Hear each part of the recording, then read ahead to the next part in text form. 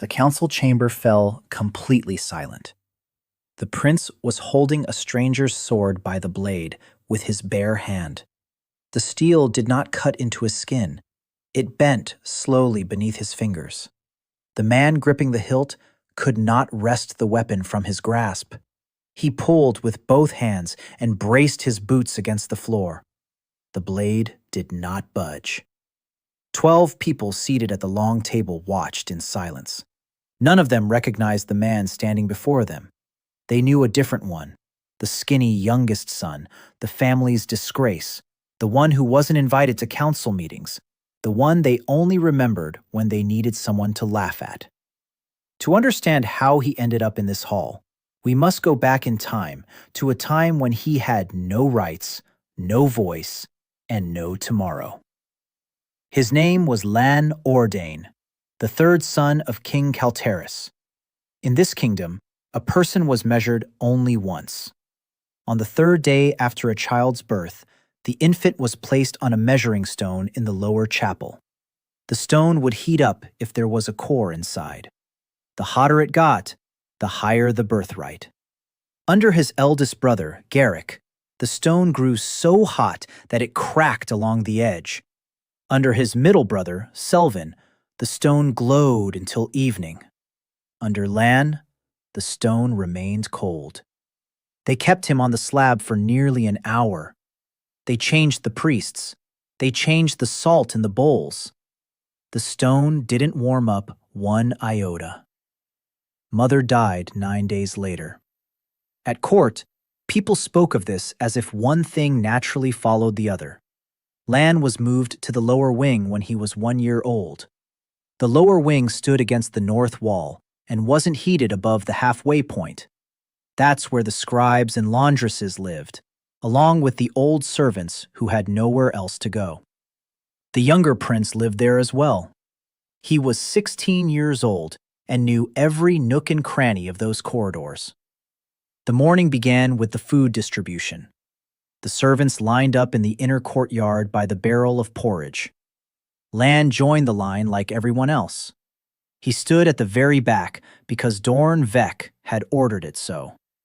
Vek was the steward of the lower wing, a stocky man with a smooth face and a black wooden cane. He didn't need the cane to walk. He carried it to tap things with. That morning, he tapped the edge of the barrel as Lan approached. He said that the younger prince's ration would be half the usual amount today. He said that water had been spilled in the upper corridor yesterday, and that whoever had been cleaning there was to blame. The laundresses behind Lan laughed. They laughed quietly, the way people laugh when they want only one person to hear them. Lan took half. He didn't look up. He walked over to the wall and sat down on the cold stone. Veki followed behind. He always followed behind when he sensed there was still a little more to be had. He said that since the prince had so much free time, he would help with the inventory. He tossed a leather ledger onto Lan's lap. It was humiliating, and everyone in the courtyard understood that. The inventory was kept by the scribe. The inventory was not given to princes. The inventory was given to those below the scribe. Lan opened the book. He leafed through it briefly. Then he raised his head and spoke in an even voice. He said that over the last 3 months, 109 measures of salt had passed through the lower storerooms. He said that according to the records, 98 had been issued. He said that the remainder should be 11 measures. He said that yesterday he had seen the storeroom open and there were 4 measures there. He asked where the remaining 7 were. He asked this without a questioning tone. He simply stated the numbers and paused. The courtyard fell silent. An old clerk named Hesk stood by a barrel, a bucket in his hand. He lowered the bucket. He looked at Lana and his lips moved. He was counting. He counted for a long time. Then his face turned ashen and he turned away toward the wall. He knew the numbers added up. He had kept this ledger for 14 years and had never added up the balances aloud. Veki struck with his cane. Not at Lana, at the book. The book flew onto the stones and the pages fanned out. Vecchi said that a boy without a backbone couldn't make sense of numbers and was only making a fool of himself in front of others. He said that for such words, an adult would have his tongue cut out. He said that the prince was lucky to have been born a prince, even if only half a prince. He picked up the book and walked away at a brisk pace. The servants dispersed in silence. No one laughed anymore. Lan gathered the crumbs from his lap and finished eating. He watched Vecchi's back until he turned the corner. He didn't clench his fists. He memorized the number 7 and memorized the day. He had been doing this for 3 years. He had his own inventory, and it wasn't kept in the storeroom. Around noon, he was summoned to the upper courtyard. This happened about once a month. The upper courtyard was paved with light-colored stone, and the heirs trained there. Selvin stood in the center of the circle and worked with fire. He held a sphere the size of a child's head in his palms. The sphere was white in the center and blue at the edges. Only those with a core higher than the 3rd order can maintain that color. Selvin was 19. Younger nobles and courtiers stood around him, all wearing identical expressions.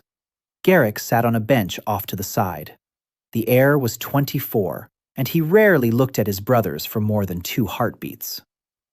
Selvin turned when he saw Lan. He extinguished the orb and wiped his palms on a towel. He said his younger brother had arrived just in time. He said that to test the spell, a target without a core was needed because a core distorts the flow. He said this calmly, as if talking about a bag of sand. Lan was placed 30 paces from the circle. Selvin hurled a blast of cold at him. The spell struck his chest and knocked him over. Lan got back up. The second strike hit his shoulder and spun him around. He got back up again. On the 3rd strike, he remained on one knee longer than necessary. He got back up the 3rd time as well. The nobles applauded Selvin. Garrick rose from the bench and left before it was over. He didn't look at Lan even once. A figure in dark clothing stood at the window on the 2nd level. King Matthias looked down for about a minute. Then the window was closed from the inside.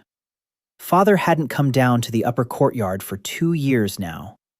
Lan returned to the lower wing on his own. He walked slowly, keeping close to the wall at the turns. His right shoulder wouldn't rise above his chest. That evening, an announcement was read in the courtyard. The royal herald read it, and everyone, including the kitchen staff, listened. He read about the Rite of Reckoning. The Rite of Reckoning was held once a year on the day the ice broke on the river. On that day, the Order of Measure re-measured everyone who bore the blood of the royal house.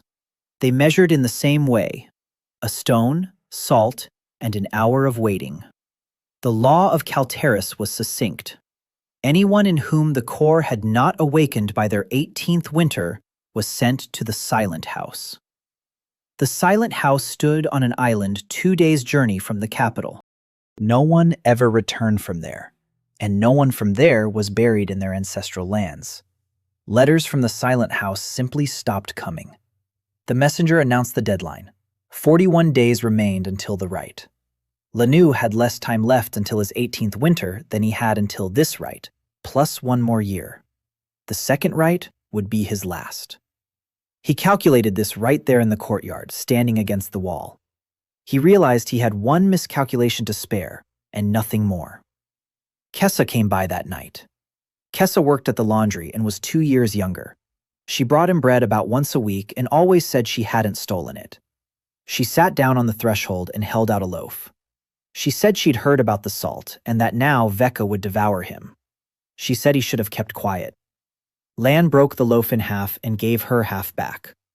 He said he'd kept quiet for 11 years and it hadn't changed a thing. He pulled a medallion on a cord from under his shirt. The medallion was thin and worn, and only half of the coat of arms remained on it. It had belonged to his mother. He held it in his fist when he was thinking. He told Kessa that before she died, his mother had asked the nanny to pass on just one thing to him. She had asked him not to trust those who judge people by a stone. Kessa said that words like that didn't make things any warmer. She left before midnight because the laundry room was being watched. The punishment came in the morning. Vecca didn't hit him. He did something worse. He announced that the younger prince was being reassigned to clean the West Wing. The West Wing had been closed for over 40 years. There had been a fire during the previous king's reign, and part of the ceiling had collapsed. Not even the guards went in there. Vecca said that the cleaning would take as long as necessary. He ordered that 1 bucket and 1 brush be issued. He ordered that no candles be issued. He said that it was light enough in there during the day, and that no one was forcing him to work at night. He said that last part with a smile. He took the candle stub that Lan had been keeping in his room. He took it personally and put it in his pocket. Lan took the bucket and set off. On the first day, he scrubbed soot from the passageway. Light streamed in through a hole in the roof and faded quickly. By the 4th day, he had reached the far corridor where the walls were intact. It smelled not of smoke, but of dry paper. He stopped and stood there for quite a while. He knew this palace. He didn't know this corridor. The corridor ended at a wall. There was a door in the wall. The door was reinforced with iron strips and had neither a keyhole, nor a ring, nor a handle. Lan ran his hand over the iron. The strips were cold. The wood between them was warm. He pushed. The door didn't budge. He braced himself with his shoulder and pushed harder. Nothing. He sat down on the floor and stared. He stared like that for nearly an hour until it began to get dark. Then he noticed that the iron strips weren't laid out evenly. They formed a pattern. The pattern repeated a design he had seen only once in his life. He'd seen it on the title page of Selvin's textbook when he was 9 years old and had been kicked out of class a minute after the lesson began. It wasn't a locking spell. It was a greeting. The door wasn't locked. The door was waiting to be read.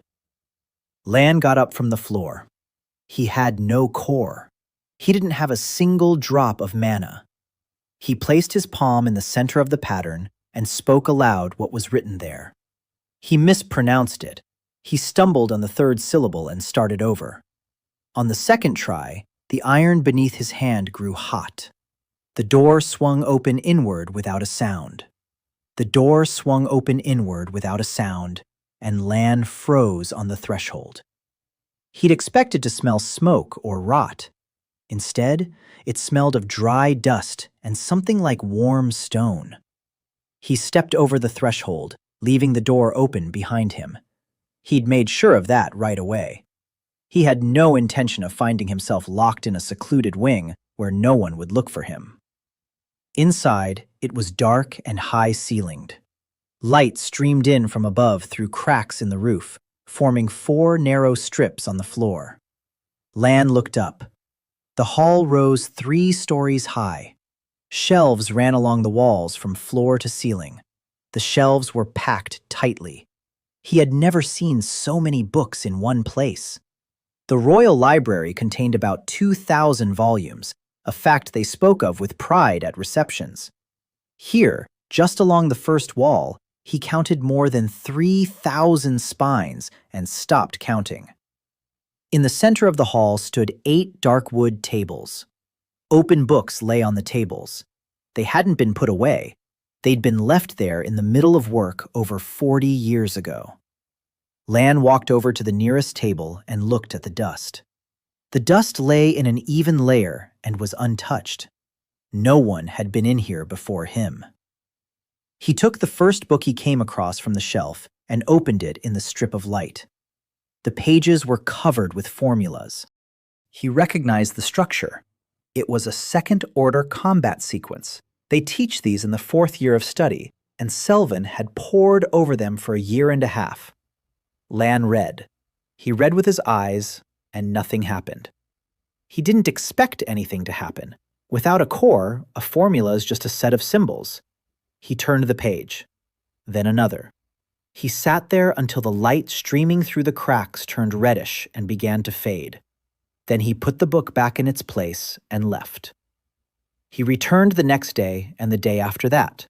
He carried a bucket and a brush, just for show, and scrubbed the soot from the passageway just enough for Vec to see he was working. The rest of the time, he sat in the hall. On the fourth evening, he realized something simple. He came here as if to a refuge. He was hiding here from the courtyard, from the laughter, and from the cane. It was pleasant, and it was useless. There were 34 days left until the rite. He sat down on the floor between the shelves and counted everything he had all over again. He had half a ration. He had one medallion. He had the girl from the laundromat who risked her back for a loaf of bread. He had no core, and it wouldn't appear because it hadn't appeared in 16 years. He raised his head and looked at the 3 tiers of books he couldn't use. He remembered the door. The door didn't open when he pushed it. The door opened when he said what was written aloud. He stood up. He picked up the first of the discarded books from the table. It was open to a 6-line formula. The formula was called Strengthening the Foundation and was marked as a practice exercise. Lan began to read it aloud. He read slowly, syllable by syllable. He stumbled and went back to the beginning of the line. He reached the end of the 6th line and pronounced the last syllable. Then things went wrong. The pain didn't come from his head, but from his legs. It rose from his feet to his knees and from his knees to his thighs. His bones burned from the inside. He fell onto his side and his body arched. He sank his teeth into his own sleeve to keep from screaming at the top of his lungs. He didn't keep track of time. It felt like an hour had passed. Then it let up just as abruptly as it had begun. He lay on the floor, soaked through, breathing with his mouth open. He stared up at the ceiling. He turned his head toward the book. The lines on the page were gone.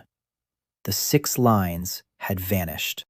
The paper remained blank and slightly warm to the touch. Lan sat up. He leaned against the table and stood up. His legs held him steady. He walked along the hall to the wall and back. Then he did it again. He'd been running through this palace for 16 years, getting out of breath by the 2nd flight of stairs.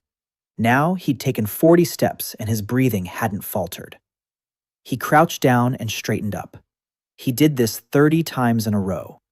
On the 30th time, he stopped, not because he was tired, but because it started to seem ridiculous. He sat down on the edge of the table and sorted through what he had understood. He formulated 3 rules and repeated them aloud so he wouldn't forget them. First, you don't need mana. You don't need a core. All you need is your voice and an understanding of what you're reading. Second, the formula doesn't come out. It goes into the body and stays there forever. The body pays for it, and it pays immediately. Third, what's been read fades away. The page goes blank, and no one will ever read that formula again. He looked at the 3 tiers of shelves with new eyes. It wasn't a library. It was a warehouse. He checked the 3rd rule twice. He returned to the blank page, ran his finger over it, and tried to read it from memory. Nothing happened. The body didn't respond. He repeated the formula in its entirety and correctly. The body remained silent. It didn't work a 2nd time. That meant every line in this room was a one-time use. That meant they couldn't be wasted at random. He didn't touch another book that evening. He went out after dark and locked the door behind him with his palm. The door closed the same way it opened. 2 days later, he tried the 2nd formula. He took a long time to choose it. He chose the one where he understood every symbol. It was called retaining heat, and it was given to doctors to work at the furnace. He read it for 9 minutes. He paid for it with his skin. His palms and forearms burned for a full day and became covered with a crust resembling a sunburn. By morning, the crust had fallen off. The skin beneath it had become thicker and drier. He tested it on a brush. He scrubbed off the soot without a rag and didn't scrape his palms until they bled, as he usually did. He read the third one another day. It was 4 lines longer, and he didn't understand a single character in it. He stopped and didn't finish reading it. He closed the book and put it back in its place. He made a notch on the edge of the shelf so he could return later. He already understood that understanding was half the price, and that the other half was paid with the body. The skeptics showed up at the end of the week. Kessa had arrived at the laundry room before him and was standing by the well with empty buckets. The laundry room was supposed to have 8 buckets of water for the morning wash. They carried them one at a time, with 2 people carrying each pair. Kessa said there was no one to help today because 2 girls had been taken to the upper kitchen. She said he'd have to keep going until noon. Lan took 2 buckets at once. Kessa said he wouldn't be able to lift them and that she wouldn't pick him up off the ground. He lifted them. He walked 40 paces to the laundry room without setting them down even once. He went back and picked up 2 more. On the 4th trip, Kessa stopped talking. She walked beside him and watched his hands. He carried all 8 tubs in 4 trips, and the water didn't spill a drop. He set down the last one and stood up straight. He didn't even break a sweat. Kessa stood against the wall, clinging to it with her fingers. She looked at the buckets, then at him, then back at the buckets. She took a step back and sat down on the threshold. She was silent for a long time. Then she said she'd seen him last year when he couldn't lift the laundry basket, and she'd laughed. She said this quietly and didn't look up. She asked what was wrong with him. Lan replied that he'd slept a lot. Kessa didn't believe him. She looked up at him and said that if he was going to lie to her, he'd better lie better. She said that in the palace they lied elegantly, but he lied like a child. She stood up, went into the laundry room, and didn't look back. He realized he'd made a mistake. He realized it right then and there. His body was changing faster than he'd expected, and the changes were obvious. His shoulders had broadened, and his shirt was starting to feel tight across his back. His neck had thickened. His hands were the first to change because the skin on them was new. He'd been wearing the same clothes for 3 years, and she'd seen them every day. He thought about it all night. In the morning, the reckoning came. Veke was waiting for him by the barrel. He didn't tap with his cane. He stepped right up close and grabbed Lana by the wrist. He turned his hand palm up and looked at it. He pressed his fingers into it and felt his forearm the way one feels livestock before buying it. He wasn't looking at his face, but at his hand. He said that in the West Wing, it seemed they weren't working, but eating. Lan watched Vec until he disappeared under the arch of the inner gate. He did not run after him. He sat down in his spot by the wall and finished his half ration down to the last crumb. He was counting. The Castellan's tower stood by the eastern wall, and that was where the keys to all the palace wings were kept. The Castellan was a man named Asker Mole. Mole was not a nobleman. He had risen through the ranks from the guard and had held the position for 11 years. At court, people spoke of him with caution. If Vec had gone to him, it meant Vec was seeking safety, not advantage. That meant Vec was afraid. Land finished his meal and grasped the crux of the matter. He had lost the first round not because he was weak. He had lost because he had revealed too much too quickly. He devised a rule for himself that very day. He called it the 2/3 rule. He decided that in front of others, he would give no more than 2/3 of what he was capable of. He decided that in front of Vec and the guards, he would give half. He decided that in front of the order of measure, he would give nothing. He put himself to the test that very evening. He took a sack of grain from the storeroom and carried it as he had before. He bent over. He set the sack down after 15 steps and wiped his forehead. He did this in front of 2 laundresses, and they didn't look his way for more than a second. He realized that pretending to be weak was harder than being strong. He had to remember to act weak. In the days that followed, he went to the West Wing according to the cleaning schedule and worked for real. He scrubbed the soot from the passageway. He carried out the charred planks. He cleared the staircase up to the second level. He did it slowly and in full view of anyone who might peek through the doorway. No one peeked in. The real work began when he entered the hall. He read the fourth formula 3 evenings in a row. It was long, and he parsed it line by line, not moving on until he understood it completely. It was called division of hearing. He read it, lay down on the floor, and vomited for nearly an hour. Warm fluid flowed from his ears, and he wiped it away with his sleeve. At night, he heard water dripping from the ceiling 2 hallways away. He heard the guards' footsteps by the outer wall and counted them. He heard someone crying in the laundry room and knew from their breathing that it wasn't Kessa. He lay there and practiced distinguishing one sound from another because they all came at once, and it gave him a headache. He read the 5th one 2 days later. It was about maintaining balance. He paid for it with days of dizziness and couldn't get up until the evening of the next day. Vecchi noted his absence and cut his rations by another 1/3.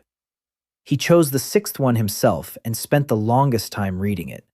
It was called breath counting and was marked as the foundation for martial arts schools. He paid for it with 3 days. He couldn't sleep because his body kept counting on its own and wouldn't let him drift off. By the end of the 3rd night, he learned to stop the counting, and then sleep came.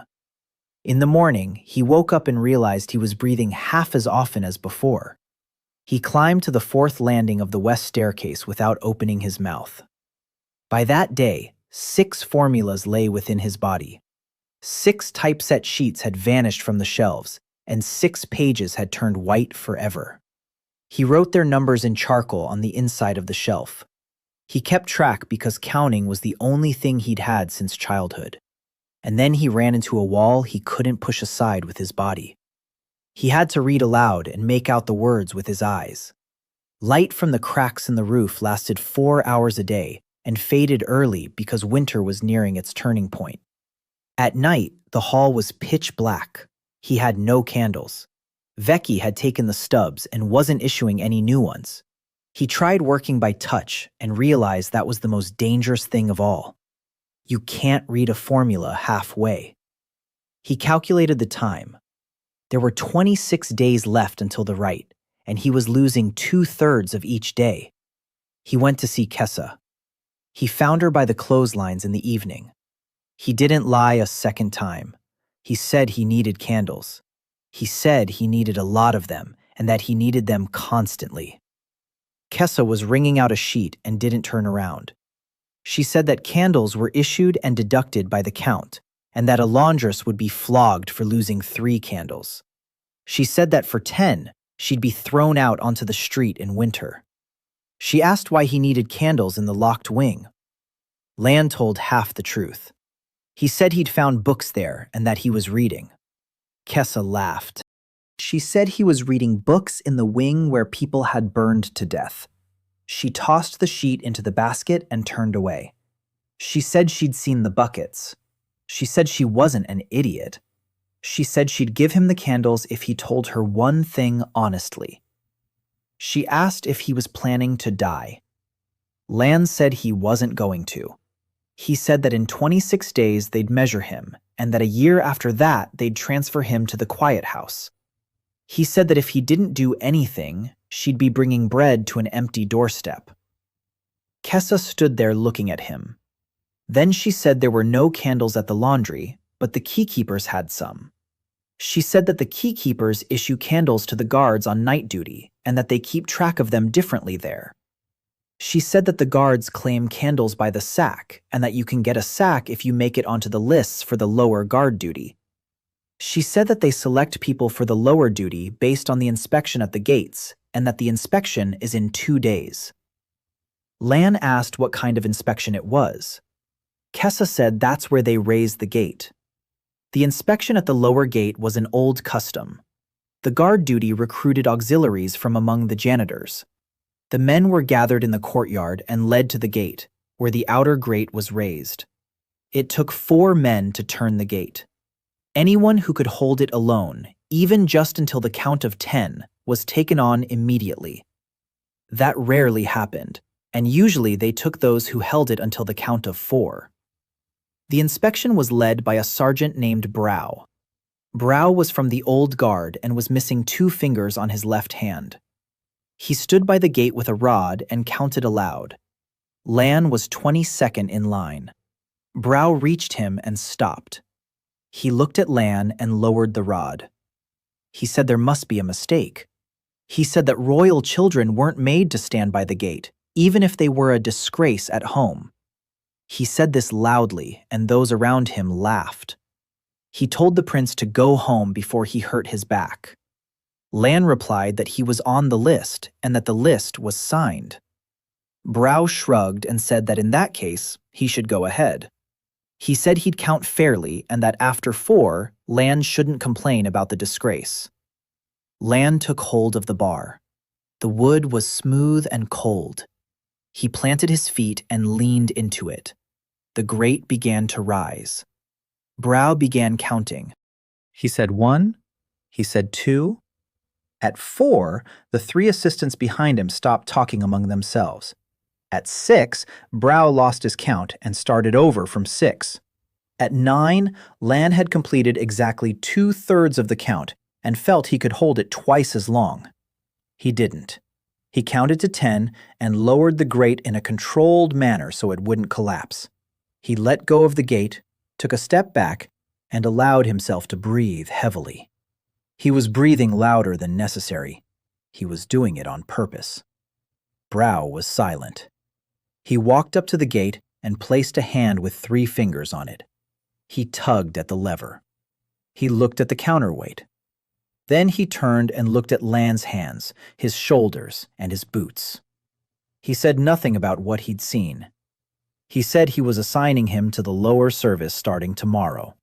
He said there would be no pay, but there would be rations and a place in the guardhouse. He said they received candles and oil from the storehouse on Wednesdays. He said that last part while looking away, and Lan realized that Brow hadn't said it without reason. That evening, Lan received his first bag. There were 22 candles in the bag. Kessa was waiting for him at the turn, and he poured 4 of them out for her. She didn't take them. She said that 4 candles in the laundry room meant 4 questions. She told him to keep them for himself. She said that now she had a stake in him staying alive.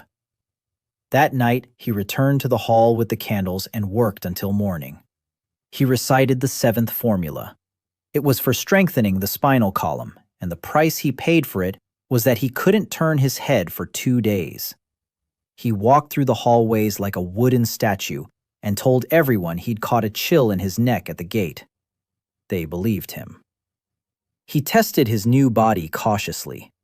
In the guardhouse, there was a sandbag for training. It weighed slightly less than a man. He lifted it with one hand, held it for a moment, and set it back down. He did this when no one was in the guardhouse. He thought no one was there. He was wrong. A day later, Brow approached him at his post by the lower gate. Brow was silent for about 5 minutes, staring at the road. Then he said he'd reported it to the Castellan. He said this matter-of-factly, without apologizing. He said he couldn't have failed to report it because his life was on the line for such a thing. He said that Castellan Mall had asked about the prince even before the inspection. He said Mall had asked 3 days before it. Lan stood there and looked down the road with him. He counted the days back. Lan listened to Brow until the end, his expression unchanged. He said that the west wing beyond the collapse was impassable and that the ceiling there was hanging by a thread. He said he'd clear the passageway at the entrance and wouldn't venture any further because he didn't want to die under a falling beam. Brow nodded and didn't bring up the subject again. Lan stood guard until his shift ended, counting the time the whole while. Mal had asked about the wing before Vecca came to him with the story about the meat on the bones. So the wing interested Mal in and of itself. That meant someone else knew about the hall. Land finished his shift and went not to the guardhouse, but to the storeroom next to the clerk's office. He hadn't gone to the West Wing for 2 days. He forced himself not to go, and it was harder than reading formulas. Instead, he set his sights on Veke. He went about it calmly and methodically, just as he used to tally the salt. He didn't do it out of spite. He did it because Veke was the only person he could get rid of in the coming week. Veke had cut his rations. Veke oversaw the laundry. Veke went to the Castellan's tower. As long as Veke stood guard over the lower wing, Lan had not a single peaceful night. He started with the paperwork. His duty at the lower gate gave him the right to enter the clerk's office with the guard duty logs. He went in every other day, placed the log on the desk, and left. On the third visit, he lingered by the shelf with the ledgers. Old Clerk Hesk sat at his desk and pretended not to be looking. Lan told him he remembered the 11 measures of salt. He said he wasn't going to get him in trouble. He said it wasn't the one who writes who should be punished, but the one who dictates. Hesk set down his quill. He was silent for a long time, and then said that he was 61 years old, and that they'd throw him out on the very first day. Lan said they'd throw him out anyway when they came after Veke and needed someone to blame. He said they always pinned the blame on the one with the handwriting. Hesk covered his face with his hands. Then he stood up and took 3 books from past years off the shelf. He placed them on the table, walked over to the window, and stood with his back to Lan. Lan had been working on the books for 4 nights by candlelight from the cellar. He was writing with charcoal on the backs of old ledgers. A simple and ugly picture was emerging. Veke wasn't stealing outright. Veke wrote off spoiled goods as waste. Every month, spoiled grain, damp salt, and rancid oil were written off from the lower storerooms. The written-off goods were taken outside the wall to the dump, and the steward himself signed off on the removal. Over 4 years, enough had been written off as waste to feed the lower wing for 9 months. The written-off goods never made it to the dump. Lan verified this with his own feet. He asked Brow for a double shift at the outer post and stood there on the day of the haul. The cart left the gate and turned not toward the dump, but onto the lower road leading to the village. Lan remembered the driver. He remembered the horse. He remembered that the cart returned 2 hours later empty, and the driver parked it by the Castellan's tower instead of by the storerooms. It was the last thread, and it wasn't leading where he wanted it to. Lan stood on guard until morning, thinking about it. He realized that if he pursued Veke, Maul would be drawn into it. He realized he wasn't ready for Maul, and he realized he couldn't put it off because there were only 17 days left until the rite. The opportunity presented itself. Once a year, before the Rite of Reckoning, the Order of Measure sent not only priests but also an auditor to the palace. The order's accountant checked the household ledgers because the order was supplied from the royal storerooms, and it had the right to do so. The accountant arrived a week before the rite. This time, he arrived 4 days ahead of schedule. The announcement was made in the morning, and the lower wing was in a flurry of activity. Veke had been rushing about the storerooms since dawn, and his voice was higher than usual. The auditor was assigned to work in the large clerical office in the lower courtyard. He was a gaunt man dressed in gray without a single ornament. He took off his gloves, demanded the ledgers for the past 4 years, and sat down. Veke stood nearby, talking non-stop.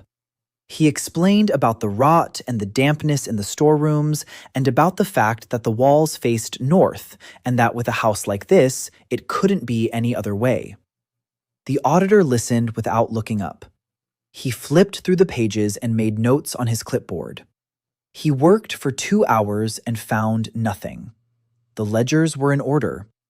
Veke kept them meticulously. Lan stood guard at the door to the clerk's office. Brow had posted him there, and Lan suspected it was no accident. He waited for a pause. He waited for the moment when the accountant set down his quill and reached for a drink of water. Then he spoke a single sentence aloud into the silence.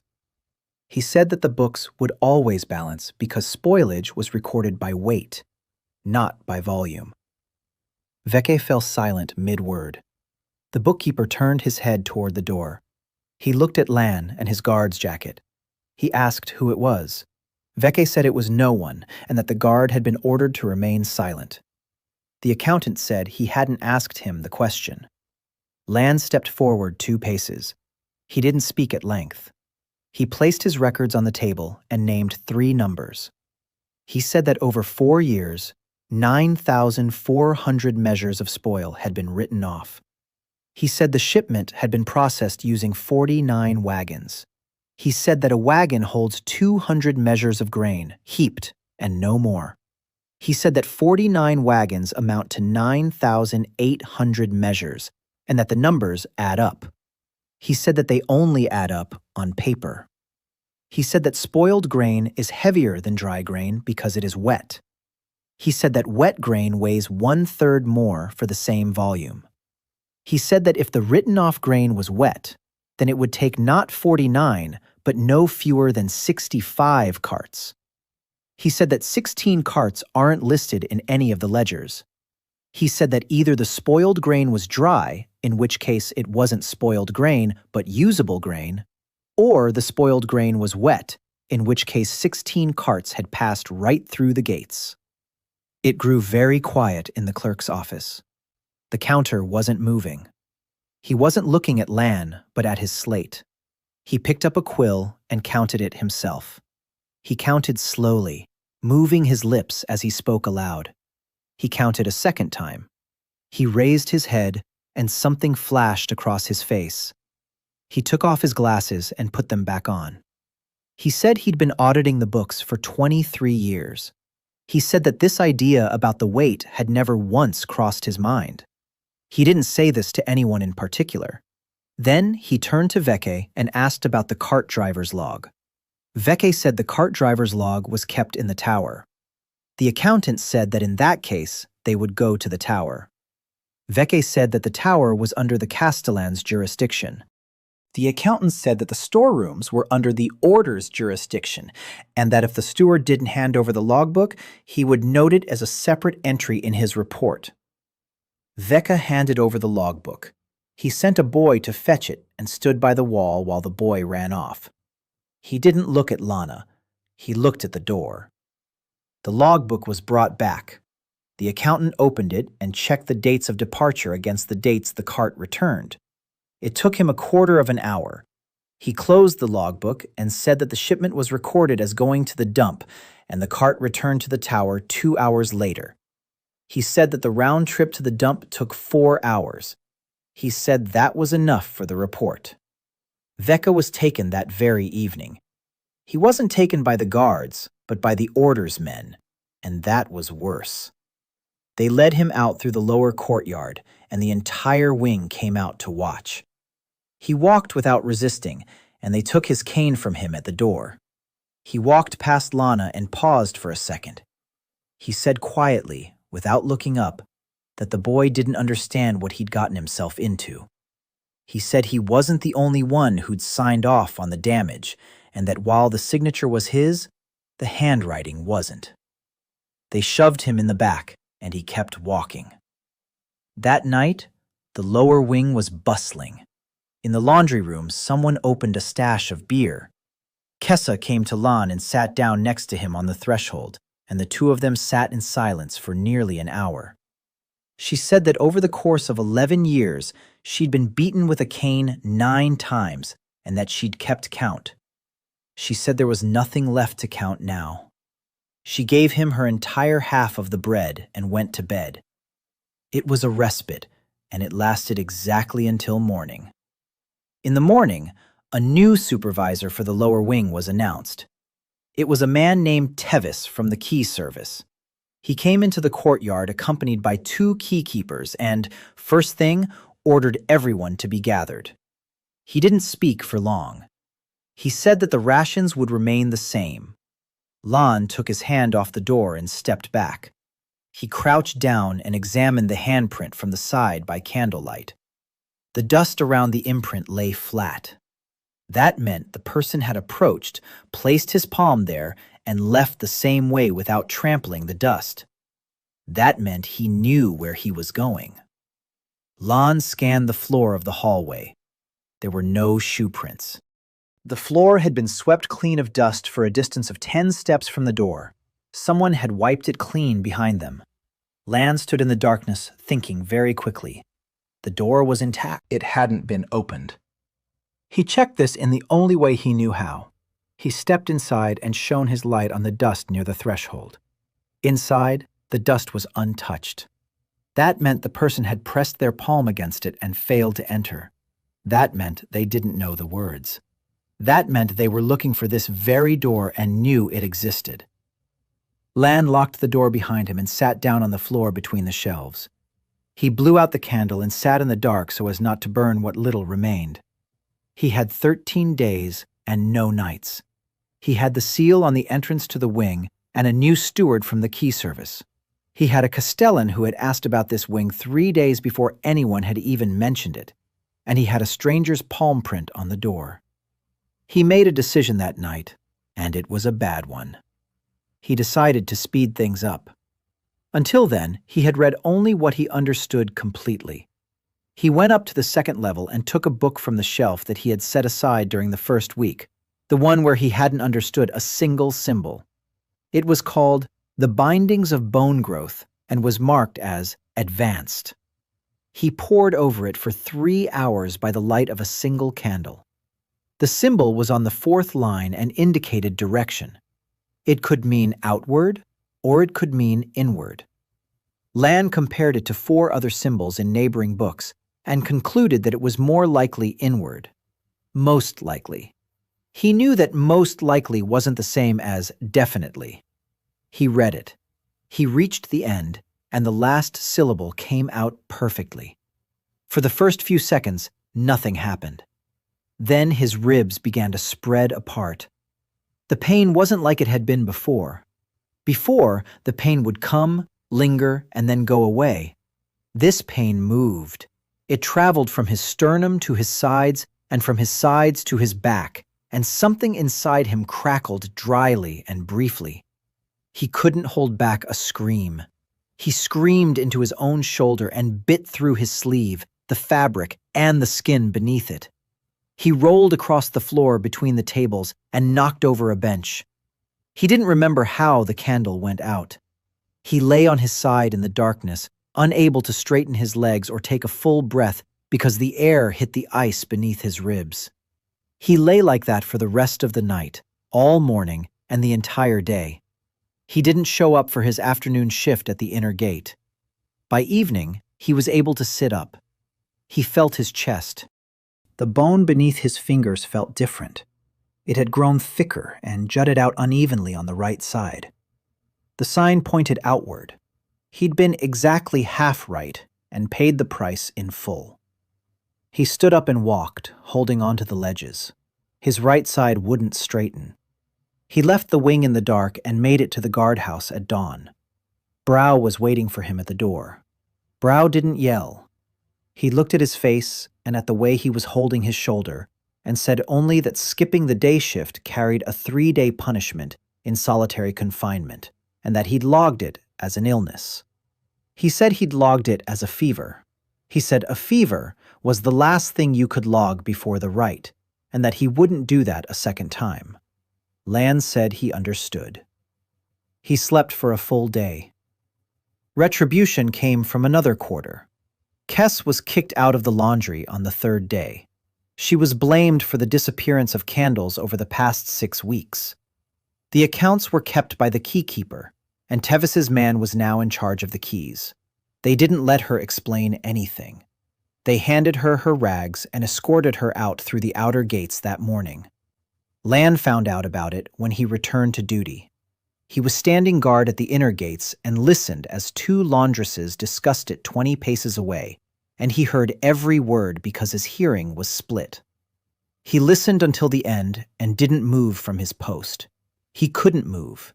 He was on duty, and he was a junior prince without a corps. For leaving his post without permission, he would have been dismissed from service on the spot. He stood there until sunset. Then he went to Brow and asked him to find out where she had been sent. Brow found out the next day.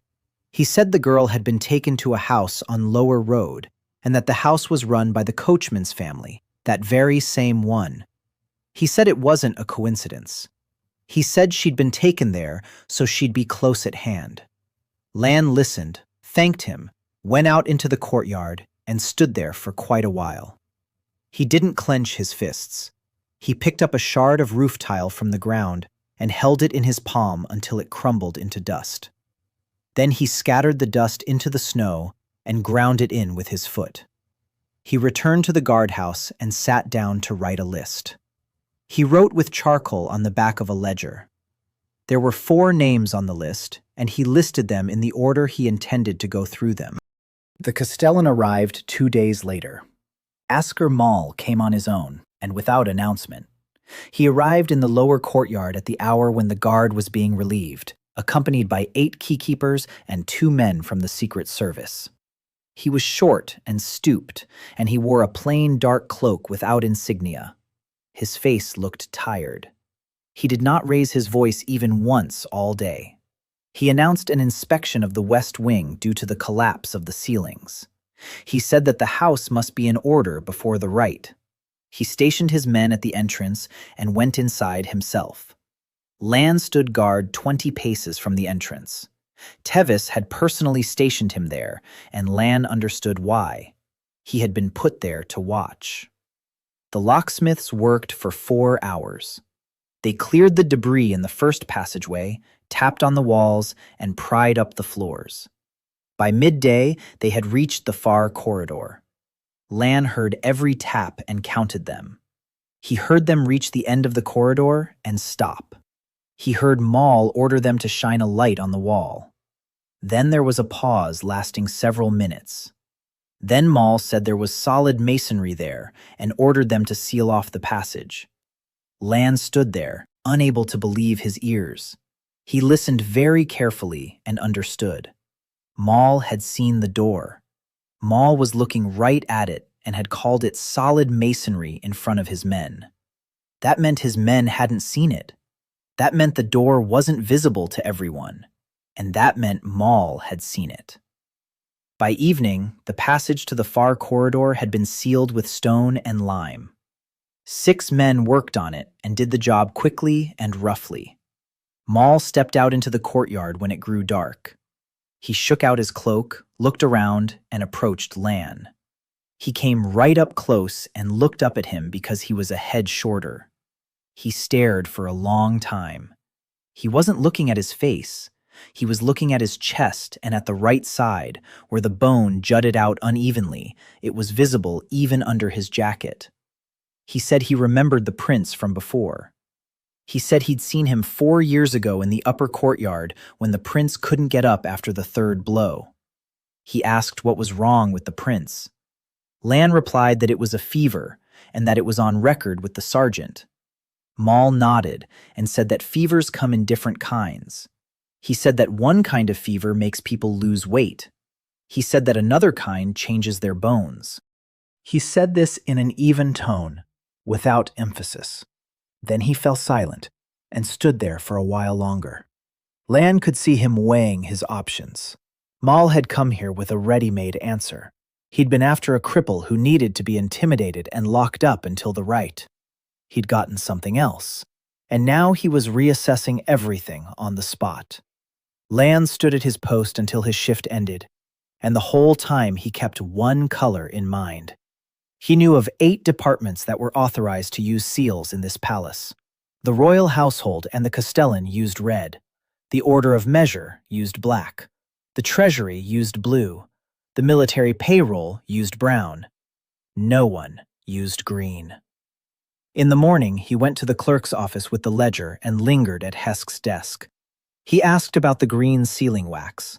The old man didn't look up and kept writing. He wrote another 10 lines. Then he said he had seen the green seal twice in his 41 years of service. He said the first time was under the previous king, in the year of the fire. He said the second time was 8 years ago. He said that both times people were being taken away from the palace, and both times the lists passed by the clerk's office. He said he didn't know whose seal it was, and didn't want to know. He asked not to be questioned about it any further. Lan asked no more. He went out and recalculated the timeline. There were 11 days left until the rite. The passage to the far corridor was sealed with lime-coated stone, and the Castellan seal stood at the entrance to the wing. It was impossible to take the old route. Lan took a different route, which he had devised in a single evening while standing guard at the inner gate. The west wing adjoined the palace's north wall. The roof there had caved in at 3 points, and the largest breach lay above the far end of the hall. From the outside, a wall 16 cubits high, built of old, crumbling masonry, led up to the roof. Lan knew the guard rotation schedule better than his own duty roster because he had copied it out himself for Brow. The northern wall was patrolled twice a night. There was just over an hour between patrols. He set out on the very first night. The masonry offered little grip, and the joints were clogged with ice. He climbed slowly and, halfway up, realized he wasn't getting tired. Before, he wouldn't have made it even a third of the way. He made it onto the roof in a quarter of an hour and lay down on the slope so as not to cast a silhouette. A patrol passed below, and the voices drifted toward the gate. Then he climbed down through the opening. He didn't descend to the floor of the hall. He climbed down to the upper gallery of the 3rd tier, where no staircase led from the floor. He stood there with a candle and didn't immediately realize what he'd found. The books on the 3rd tier were different. The bindings were darker, and the spines bore symbols instead of numbers. He took one down and opened it. The formulas were 4 times as long, and he was seeing half of the symbols for the first time in his life. He put it back very carefully. He realized that the lower 2 tiers were for students. He had been browsing the children's section for 2 months. He now had almost no candles left. Kess had been expelled, and the key had passed into Tevis's hands. Brow dealt with it in his own way and in silence. He began skimming extra oil from the lower posts and leaving the stubs in the niche by the turn. He never mentioned it once. Lan never thanked him out loud because he understood that if he did, Brow would one day turn his back on him. After that, he worked harder than he ever had before. He chose the 8th formula himself and pored over it for 4 nights. It was called Discrimination and sat on the 2nd shelf of the 2nd tier. He read it and paid for it with his eyes. For 3 days, the light was so blinding that he walked squinting and held onto the walls when out in the sun. He told everyone he'd caught a chill in his eyes while on night watch, and they believed him because in winter that happened to half the guard. On the 4th day, it subsided. He went out into the courtyard in the evening and realized he could make out faces in the dark from 30 paces away. He looked at the snow and saw not white, but 9 shades of gray and blue. He read the 9th one 2 days later. It was called Fusion. He paid for it with a fever.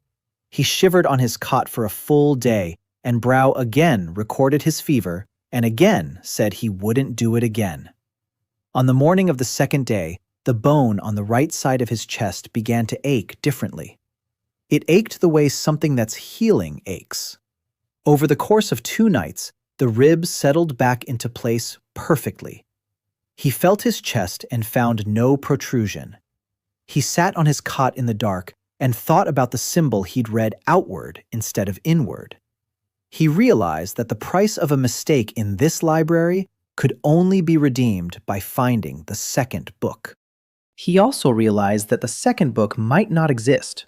He'd searched for the 10th one for a long time. It was called The Retention of Symbols and sat on the top shelf of the 2nd tier. He read it for 40 minutes because it was the longest of them all. He didn't sleep for 4 days after that. The pages swirled in his head.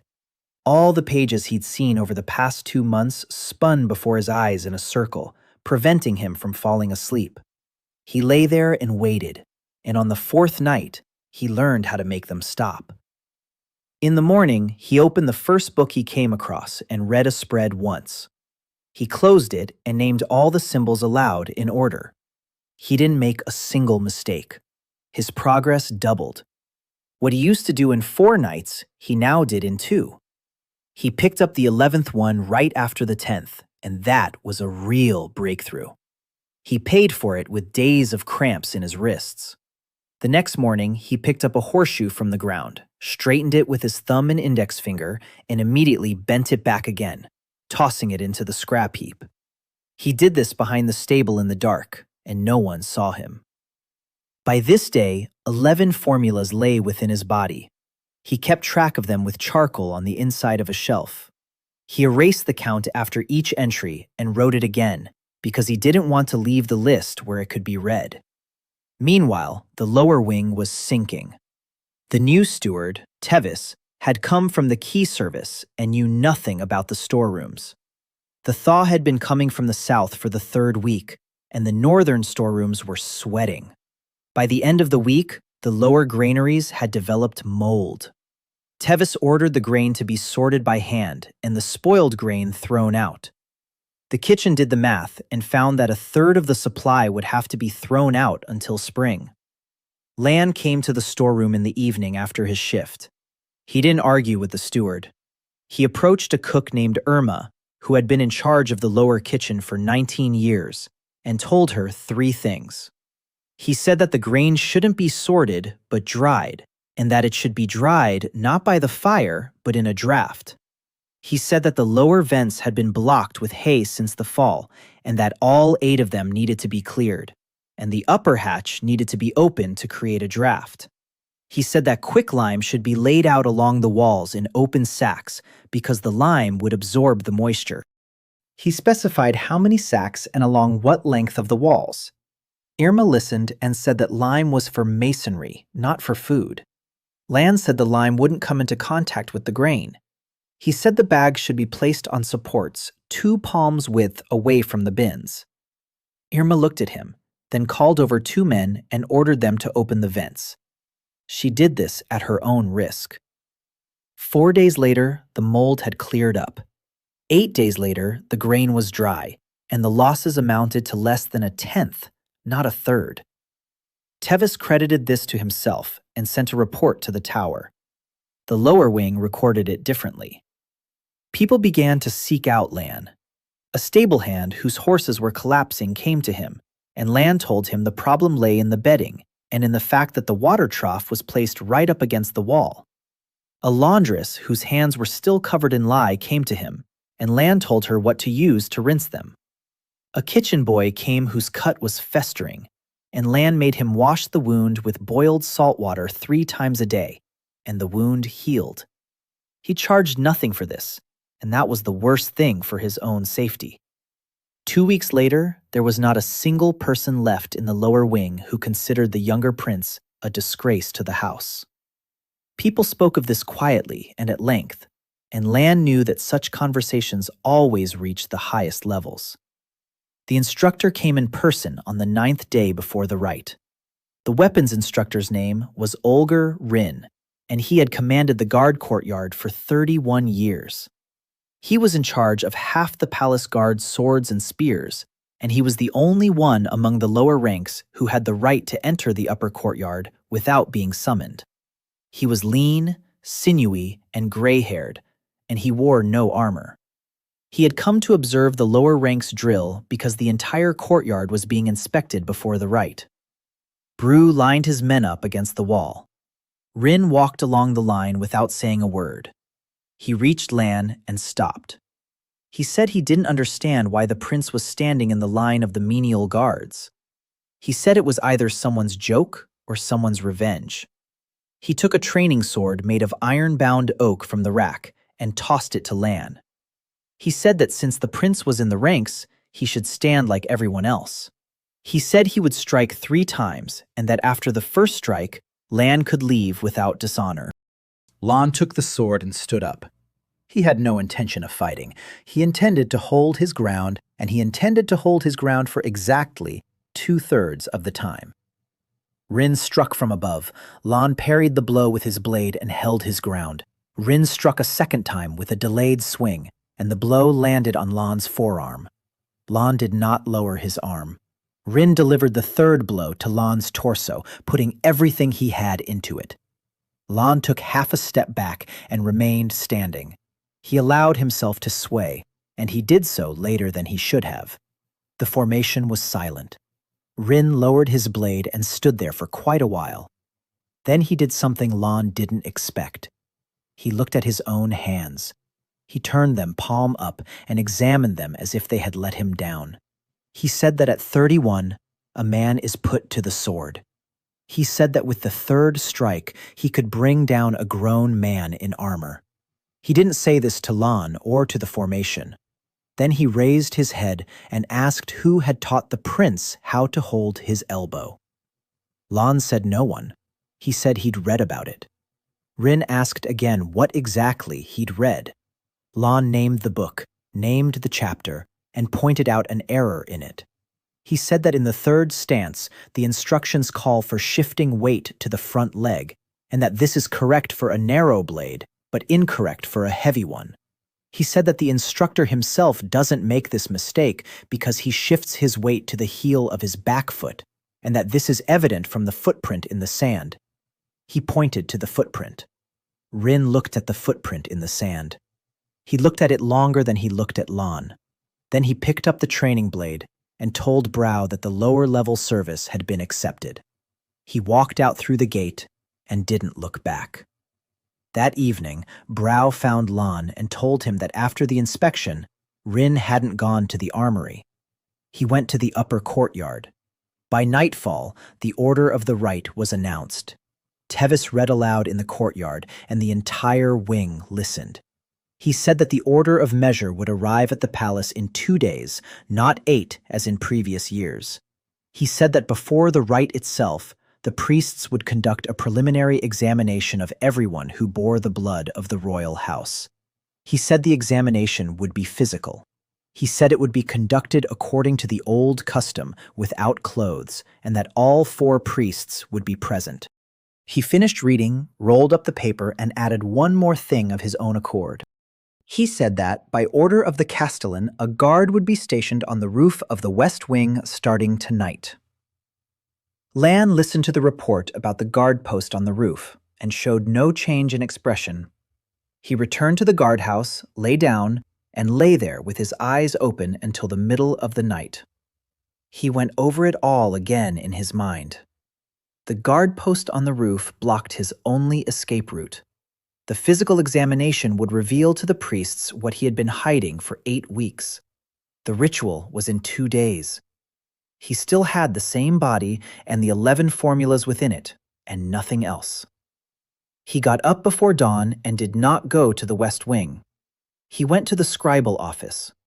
Hesk opened the door for him himself and did not ask why. Lan did not ask for the ledgers. He asked for the law.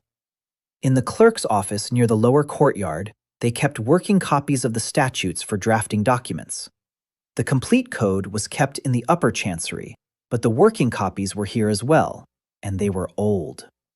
Hesk took 3 volumes off the shelf and said that the 4th had gone missing under the previous administrator.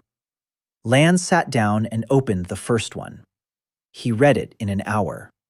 He read the second in an hour and a half. His memory retained the pages in their entirety, and he did not have to go back even once. On page 98 of the 3rd volume, he found what he was looking for. The statute on the unit of measurement was recorded in 2 versions. The new version had been adopted under the current king, and it specified a single unit, the core measure. The old version appeared below in small print as a reference for scribes, and it was left in the records because it was used to settle old cases. In the old version, there were 3 measures: the measure of the core, the measure of the body, and the measure of the mind. Lan read the old text 4 times in a row. It was short. It stated that the house of royal blood is measured by the order according to 3 measures, and that recognition by any one of the 3 constitutes full recognition. It stated that the measure of the body is determined by weight, and that one is considered recognized if they can bear 20 measures on their shoulders and maintain the count to 20 while standing. It stated that the measure of the mind is taken by counting, and that the order preserves the order of counting. And at the very bottom of the page was the line Lan had been looking for. It stated that the new version does not repeal the old version, but narrows its application by decision of the head of the order, and that this decision is to be announced at every ceremony. Lan closed the book. He sat there for quite a while. He realized something simple. The old law had not been repealed. It had simply been forgotten. It hadn't been repealed because there was no reason to repeal it. The physical test had last been administered before the fire in the West Wing. Hesk stood by the window, looking out into the courtyard. Without turning around, he said that if the prince intended to say this aloud before the order, he should say it right away and in front of everyone. He said that if it were said to the castellan or the priest in private, the document would disappear just as the 4th volume had. Lan said he understood. He asked Hesk for one thing. He asked him to transcribe the 98th page by hand in 3 copies and have them certified by the order scribe, whom he had seen that winter. Hesk said the scribe had left. He said the scribe would return for the ceremony because the scribe was always part of the retinue during the ceremony. He sat down and began to transcribe. He wrote all day. The examination was scheduled for the morning before the rite. Lan was one of the last to arrive at the lower chapel. Garrick had already left. Selvin was standing in the passageway, drying his hands with a towel, and looked at his brother with his usual calm indifference. He said he didn't understand why they were even bringing the younger brother to the examination when everything was already known. He said they could have just written it down and not wasted the morning. Lan walked past without answering. In the chapel were 4 priests in gray, and standing with them was the order's scribe. Lan was stripped to the waist. He stood staring at the wall. He kept his arms lowered and didn't tense a single muscle. He'd been preparing for this for 2 nights. He couldn't relax his shoulders, couldn't relax his neck, and couldn't relax his wrists. All he could do was stay still. The senior priest walked around him. He stopped in front of his chest and touched the right side where the protrusion had been 2 days earlier. He felt his sternum and pressed it with 2 fingers. He asked about the fracture. Lan said he had fallen down the stairs in the West Wing that winter. The priest said the fracture had healed improperly and that he had never seen a healing like this before. He said the bone was growing in layers on top of the bone. He called over a second priest. The second priest examined him for a long time. He took Lan's wrist, straightened his fingers, and looked at his palm. The skin on his palm was dry and thick, without a single callus, even though he'd been hauling buckets, gates, and sacks for 2 months. The priest turned his hand and examined his forearm. He asked what the prince did at court. Lan said he served in the lower guard duty. The priest jotted this down for the scribe and added 3 more words that Lan couldn't make out even with his keen hearing because the priest had spoken them off to the side. The examination was over sooner than he'd expected. They let him go without saying a word. He got dressed in the passageway and sensed from the touch on his back that now they wouldn't be measuring him, but studying him. The ceremony began at noon. The counting ceremony was held in the upper hall, and this time a larger crowd than usual had gathered. Nobles stood there, as did the senior guards and the scribes from both chancelleries. The order of measure had sent 8 men, and among them, Lan spotted the gray counter. He stood off to the side with his tablet, not looking around. King Matthias sat in a chair by the wall and did not rise even once during the entire ceremony. 4 men carried the measuring stone in on a stretcher. It was a slab of dark, smooth stone 3 palms thick. They placed it on a stand and sprinkled salt around it in a circle. Garrick was the first to be measured. He placed his palms on the stone, and within 10 heartbeats, the stone glowed red from the center to the edges. The hall buzzed with excitement. Selvin was second, and beneath him the stone glowed with an even white light, maintaining it while they counted to 40. Lon stood third and last. He stepped forward and placed his palms on the stone. The stone was cold. It was cold as they counted to 10, and as they counted to 30, and as they counted to 80. It remained cold for the entire hour. All that time, silence reigned in the hall, and in that silence, someone laughed briefly once by the far wall. The high priest raised his hand and made the formal announcement. He said that the core within the third son of the house had not been awakened, that 1 year remained until his 18th winter, and that upon the expiration of that term, the code of measures would be applied. He said that the house had been notified. Then Asker Mal stepped forward. He approached the priest and handed him a sheet of paper. He spoke calmly and softly, and people listened to him more attentively than they had to the priest. He said that the castellan was obligated to inform the order of the circumstances. He said that the third son of the house had been serving in the lower guard duty for 2 months, living outside the chambers and working as a servant. He said that his body had changed to such an extent that the priests had noted it during the examination, and that the examination records were attached. He said that, given this situation, applying the code of law after a year was no longer a measure but a delay. He asked the order to consider transferring him to the quiet house ahead of schedule and specified a deadline. He named 20 days. The hall erupted in a different kind of commotion. For the first time during the entire ceremony, Garrick turned his head toward his younger brother. Lan stood by the stone with his arms hanging at his sides. He did not clench his fists. He took a step forward and spoke loudly, and the first thing he said was not a request. He said he demanded an announcement of the head of the order's decision to restrict the application of the old version of the Code of Measures, in accordance with the last line of the 98th page. He said this in its entirety and without hesitation because he had the page memorized. The hall fell completely silent. The high priest turned his entire body toward him. He said he did not understand which version was being referred to. Lan said it was the one with the 3 measures, the measure of the core, the measure of the body, and the measure of the mind. He said that the new version did not repeal the old one but narrowed its scope, and that this narrowing was announced at every ritual by a decision of the head of the order. He said that no such announcement had been made for this ritual. He said that in that case, both versions were in effect. He turned and called out the name of the recorder, asking him to confirm the existence of the sheet. The gray-clad man with the board raised his head. He looked at Lan, and Lan could see him recalling the winter and the 16 wagons. The recorder opened his tablet and said that sheet 98 was present in the working records. He said that certified copies had been submitted to him that morning and that he had verified them. He said that there had indeed been no announcement of the narrowing this year. He said this dryly, without looking at the castellan. Mal's expression did not change.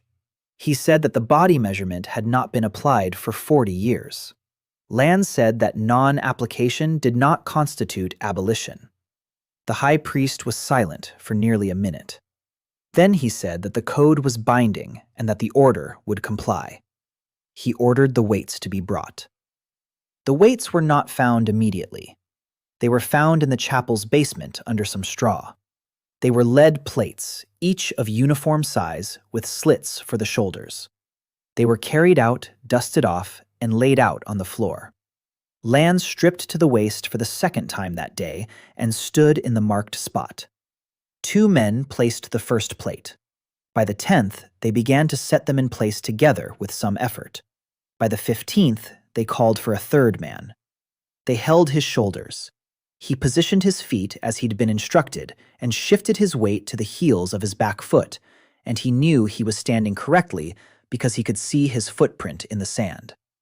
On the 20th plate, the priest raised his hand and began counting. Lan stood. He stood as they counted to 20, keeping his back straight. He could have held it twice as long, he could feel it, but he didn't. At 20, he allowed himself to sway and let himself breathe through his mouth. The plates were removed. He straightened up and looked out at the hall. The hall stood and watched him as no one had ever watched him before. Selvin turned pale and clung to the back of his bench. Rin stood by a column and didn't move. King Matthias rose from his chair, the first time in 2 years he had risen during a ceremony. The high priest announced, in accordance with protocol, that the third son of the house had been recognized by the order of measure as physically fit, and that this recognition was complete. He announced that the statutes regarding the silent house no longer applied to him. And then he announced the third point, and Lan realized that he hadn't bought his life for free. The priest said that, under the old statutes, one recognized as a full member was listed not under the house, but under the order. Lan stood in the designated spot and listened to the third announcement until the end. The priest did not speak for long. He said that the one recognized by the measure of the body was to be transferred to the order's service as of that day.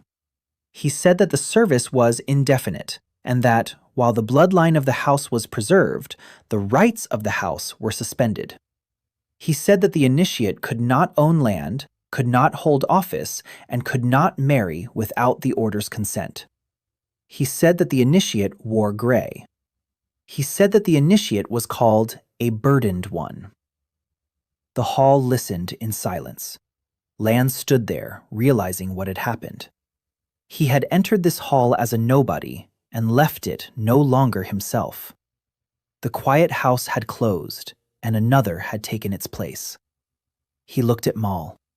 The castellan stood by the wall, folding his sheet of paper into quarters, his face calm and almost content.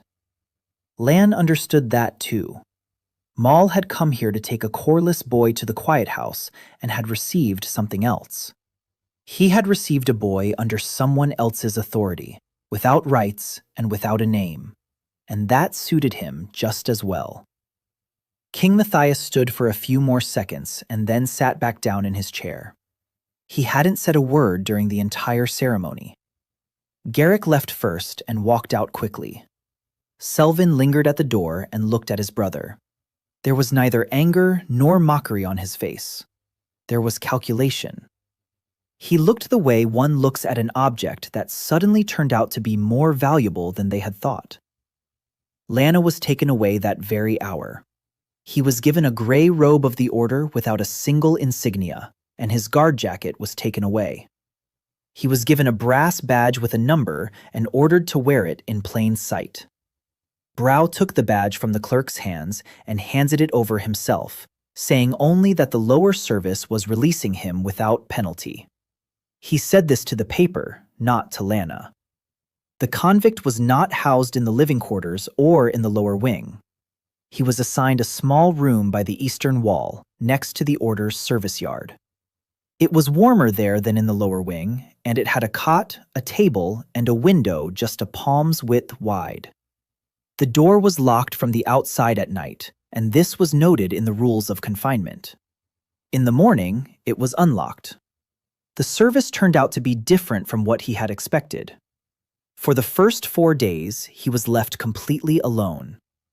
On the 5th day, the order's steward arrived and announced his duties. He said that the weight-bearer served wherever a physical measure was needed. Lan learned what that meant very quickly. The Order of Measure maintained 4 storerooms in the capital, containing standard stones, weights, and ritual implements, all of which weighed so much that labor crews were hired to transport them. Now, no crews were hired. He hauled slabs. He lifted stretchers bearing stones that, before him, had been lifted by a team of 4. He held a beam in place while they slid a support beneath it. He did this for 10 hours at a time, working alone while 2 overseers stood nearby keeping count. He was given a full ration and meat 3 times a week, more than he had eaten in his entire life. He ate, and realized they were fattening him up just as one fattens up draft animals. By the end of the second week, he began to calculate differently. He figured out that in 14 days, he had moved more cargo than the lower wing did in a year. He calculated how many people the order had saved by doing this, and it came out to 12 people from the work brigade plus 4 horse-drawn carts. And then he realized the most important thing. He was not an employee. He was a piece of property, and they don't let property go. The library was just 2 walls away from him, and he couldn't get near it. There was a guard post on the roof of the west wing. The door to his cubicle was locked from the outside. He wasn't entitled to any candles at all because they didn't issue candles to the Greys. He hadn't read a single formula in 16 days, and that was worse than hunger. He felt his body standing still. He began to look for a loophole in the rules because there was no other way out. He asked the administrator for a list of the rules of conduct, and the administrator handed it over without looking. Lan read it that evening and memorized it in its entirety. There were 9 points in the regulations, and all of them concerned prohibitions. The 8th point was about the vaults. It stated that a convict was permitted to enter the order's vaults to perform work at the custodian's request. Lan read this 3 times. The order's vaults? The order of measurement didn't just store stones. The order stored papers. The order stored the complete code of statutes. He volunteered to inspect the lower storage area by the eastern wall and said that a beam there had sagged and that he'd seen a crack while carrying slabs. He wasn't lying. There was a crack there, and he'd noticed it on the 3rd day. The custodian checked, and the crack was found. Lana was allowed into the vault with 2 supervisors, and he worked there for 4 days straight. He set up supports and rearranged the boxes. The shelves with the papers stood along the far wall, and he rearranged them as well. He read as he went. He'd open a folder and hold it open just long enough to pick up the next box from the floor, and his memory would capture the entire page. Over the course of 4 days, he read 36 sheets this way, and 30 of them turned out to be administrative drivel. 6 were not. He found the order's transport log for 8 years. It listed dates, routes, and the number of seats. Every year at the end of winter, a convoy would leave the capital for the north, and the destination column contained a single word: island. Every year, the convoy left empty according to the inventory and returned empty according to the inventory. An empty convoy isn't sent on a 2-day one-way trip twice in a row. Lan memorized the dates. The next one was in 11 days, and on the last page of the register, he found a splash of color. The register was not stamped with the order's black seal. It was stamped with a green one. He examined it closely and without haste, because he was holding the folder in his hands and because his eyes were different now. The seal was small, and the impression was clear. It depicted a leafless tree, and beneath the tree was an inscription in 2 lines: Department of Charity and Measures, the house on the island. Lan placed the folder on the shelf and continued carrying boxes, his expression unchanged. He realized that the quiet house was not a place where people were taken to die. The quiet house was an agency. It had a seal, a registry, an annual report, and a person who signed it. That evening, he was summoned to the gate of the service courtyard. There stood a carriage without coats of arms, and next to it stood a man in a green cloak. He was tall and very thin, and he was nearly 60 years old. He held gloves in his hand, but did not put them on, despite the cold. He introduced himself as the overseer of the house on the island, named Neve Orsel. He said he had come to examine the man deemed unfit for service, because there had not been a single such case in 40 years. He walked slowly around Lan and examined him the way one would examine a horse, without touching anything with his hands. He said he had read the priest's examination records. He said that, Bone upon bone was interesting. He asked how long ago the prince had begun to change. Lan said he hadn't noticed. Orcel smiled and said that was a good answer and that he would write it down. Then he said something that made Lan stop hearing the court.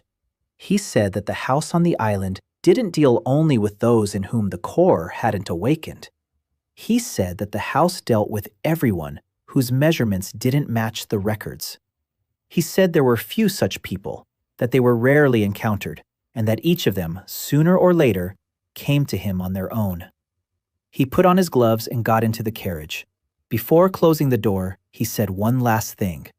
He said that the lower wing of the palace hadn't been counted in a long time, and that, to his knowledge, 4 people lived there who weren't on any list. He said that the roundup had been scheduled and that the papers had already been signed. He said the prince had nothing to worry about because he was now listed as a member of the order. The carriage drove off. Lan stood at the gate watching it go, and the numbers ran through his head. The lower wing. 4 people who aren't on the lists. He knew 3 of them by name. He knew the 4th person in that wing was no longer there because she had been thrown out the gate a month and a half ago and sent to the house on Lower Road. He also knew that the house on Lower Road was run by the family of the cart driver who had hauled the tainted goods past the dump to the Castellan's tower 49 times. The carriage turned the corner, and Lan stood at the gate to the service yard until it was out of earshot. He returned to his little room, lay down, and lay awake until morning. He went over everything he knew. The convoy was leaving for the island in 11 days. The gathering in the lower wing had been scheduled and the papers signed. 4 people not on the list. A cart driver on the lower road. A green seal on the order's register and the same green seal on the Castellan's order to block the passage to the west wing. Mal wasn't working for himself. Mal was working for the island and had been doing so for a long time. In the morning, he did the first thing he could. He went to the order's administrator and requested a day off in accordance with the regulations. The regulations stipulated that a servant was entitled to 1 day off every 10 days, and that on that day, he could leave the palace with a pass. The administrator looked at the paper and found no reason to refuse. He handed him a copper token and noted down the time of his return. Lan walked out through the lower gate in a gray robe with his badge pinned to his chest, and the guard at the gate looked at him the way one looks at a stranger's servant. No one stopped him. He walked along the lower road for an hour. The snow had melted and the road was brown and rutted. The cart driver's house stood on the outskirts of the village, behind an old orchard. It was a sturdy 2-family house with a high porch and a new roof, and Lan noticed this right away. The cart driver lived better than a cart driver should. In the yard stood 2 carts, and there was a hitching post for 4 horses. He didn't see Kess right away. She was carrying water from the well to the livestock, carrying 1 bucket at a time and setting it down every 10 steps. She was thinner than she had been in winter. She saw him, but didn't recognize him because he was dressed in gray and had broadened shoulders. She recognized him when he came within 10 steps. She set down the bucket, sat on it, covered her face with her hands, and sat like that for quite a while. He waited. She took her hands away, and the first thing she said wasn't about herself. She asked if Hesk was alive. Lan sat down next to her on the ground. He told her everything. He told her about the rite, about the body measurement, about the gray robe, and about how he was now a member of the order. He didn't sugarcoat anything. Kessa listened without interrupting. When he finished, she said she didn't understand what was so good about it. She said that before, they'd wanted to send him to the island in a year, but now they'd put him in a collar forever, and she didn't see the difference. Lan said there was a difference, and that the difference was in time. He said that the dead aren't given time. Kessa briefly told him about herself. She hadn't been taken into the house as a worker.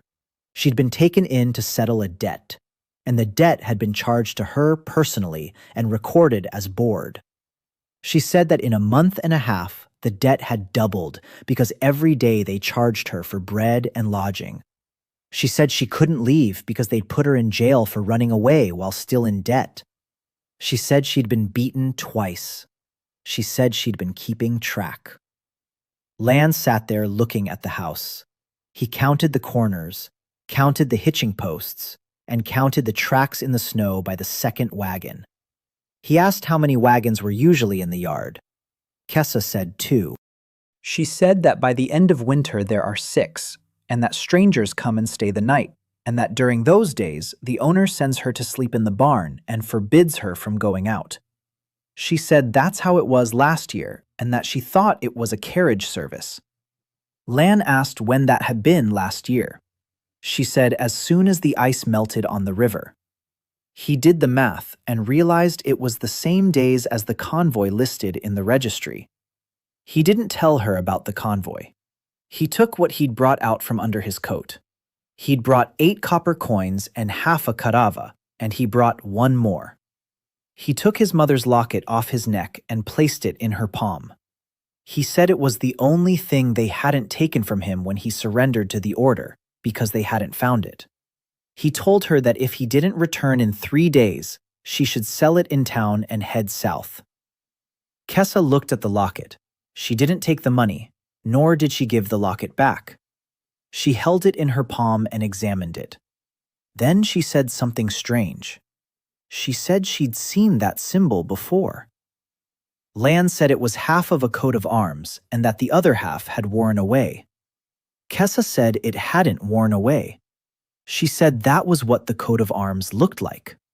She said it wasn't half, but whole, and that she'd seen it on some linens. She said that the laundry kept old linens with family crests, and that they didn't throw them away, but re-sewed them, and that she'd been sorting through those sheets for 8 years. She said that this symbol represented an open book, and that the linens bearing it had been at the very bottom of the chest and were very old. Lan took the medallion back and looked at it with fresh eyes. He had seen it for 16 years, and he had seen the broken monogram on it. Now he looked at it differently and could make out lines he hadn't seen before. It wasn't half a shield. It was a book opened in the middle. He returned to the palace ahead of schedule. He went to the scribal office that same evening because there was no rule forbidding the gray-haired man from going there.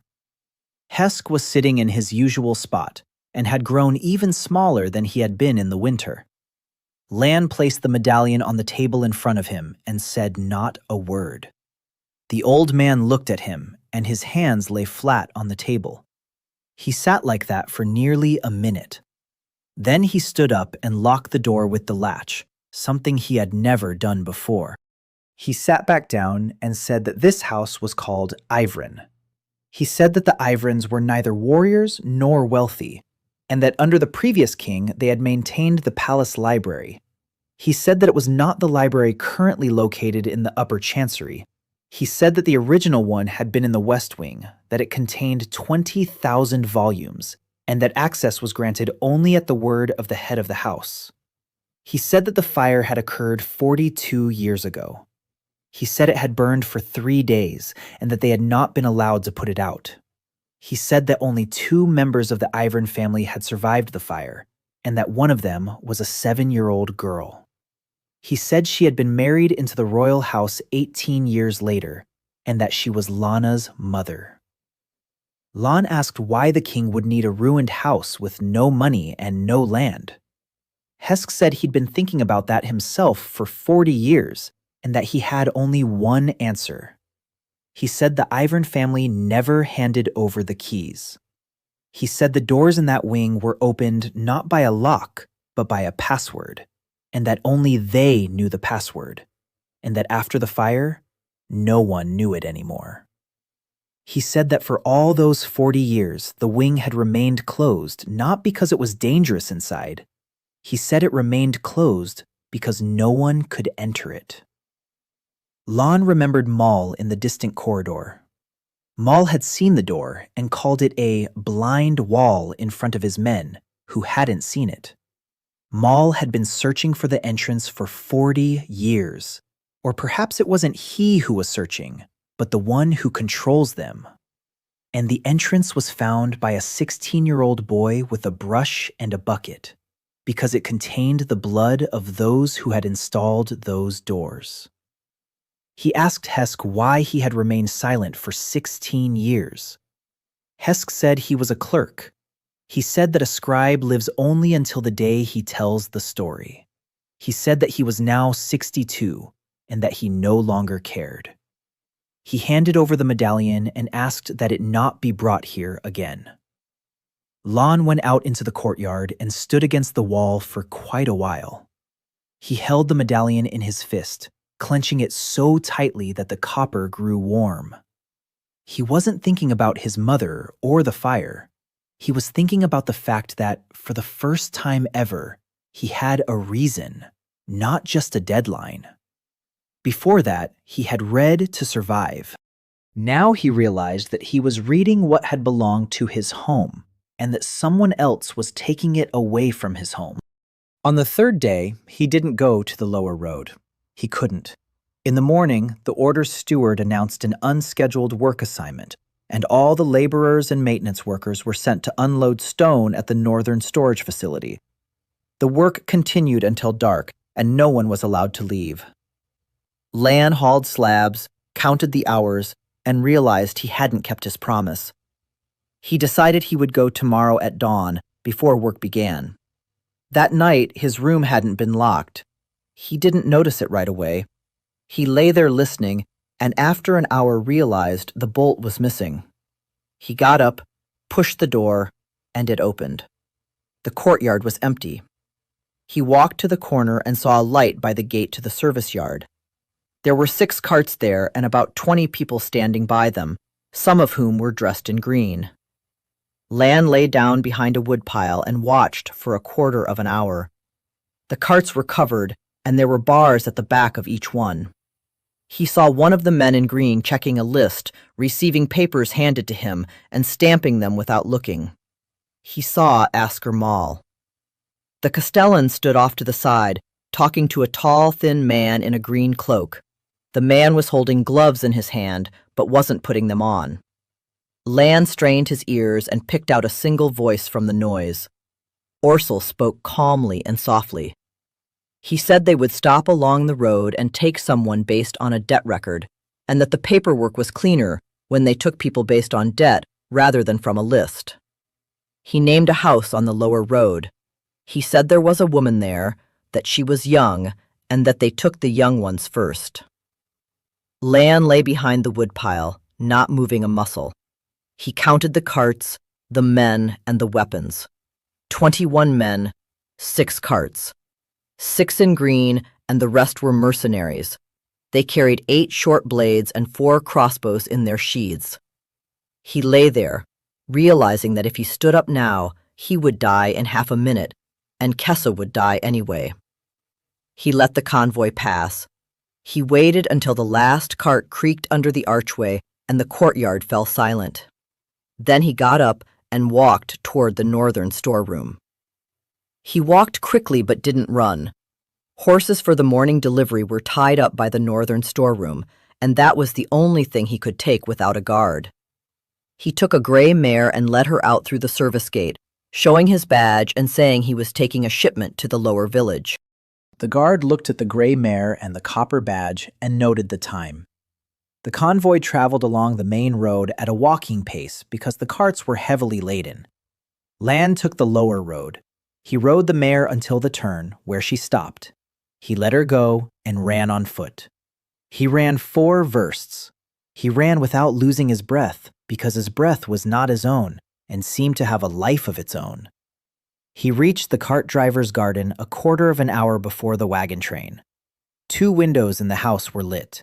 He didn't go to the porch. He walked around the yard and entered through the barn. Kessa wasn't asleep. She was sitting on the straw by the wall, holding a bundle of rags on her lap. She was ready to leave. She raised her head and said she'd been waiting since yesterday. She said that the master had told her that evening to wash up and put on clean clothes, and that after something like that, Only one thing ever happens in this house. Lan said they were leaving right away. He said they were heading south across the river and that the ice was still holding at the old mill. He said she would sell the medallion herself and that he would come back for it later. Kessa stood up. There was a clatter in the yard. They'd arrived sooner than he'd expected. They hadn't come from the main road, but from the same lower road, and they weren't traveling by wagon, but on horseback. 4 of them. Orsel's men were riding ahead of the wagon train to collect on the IOU, quietly and without witnesses. It made for a cleaner record on paper. Lan realized his mistake immediately. He'd been counting by carts. He should have counted by horses.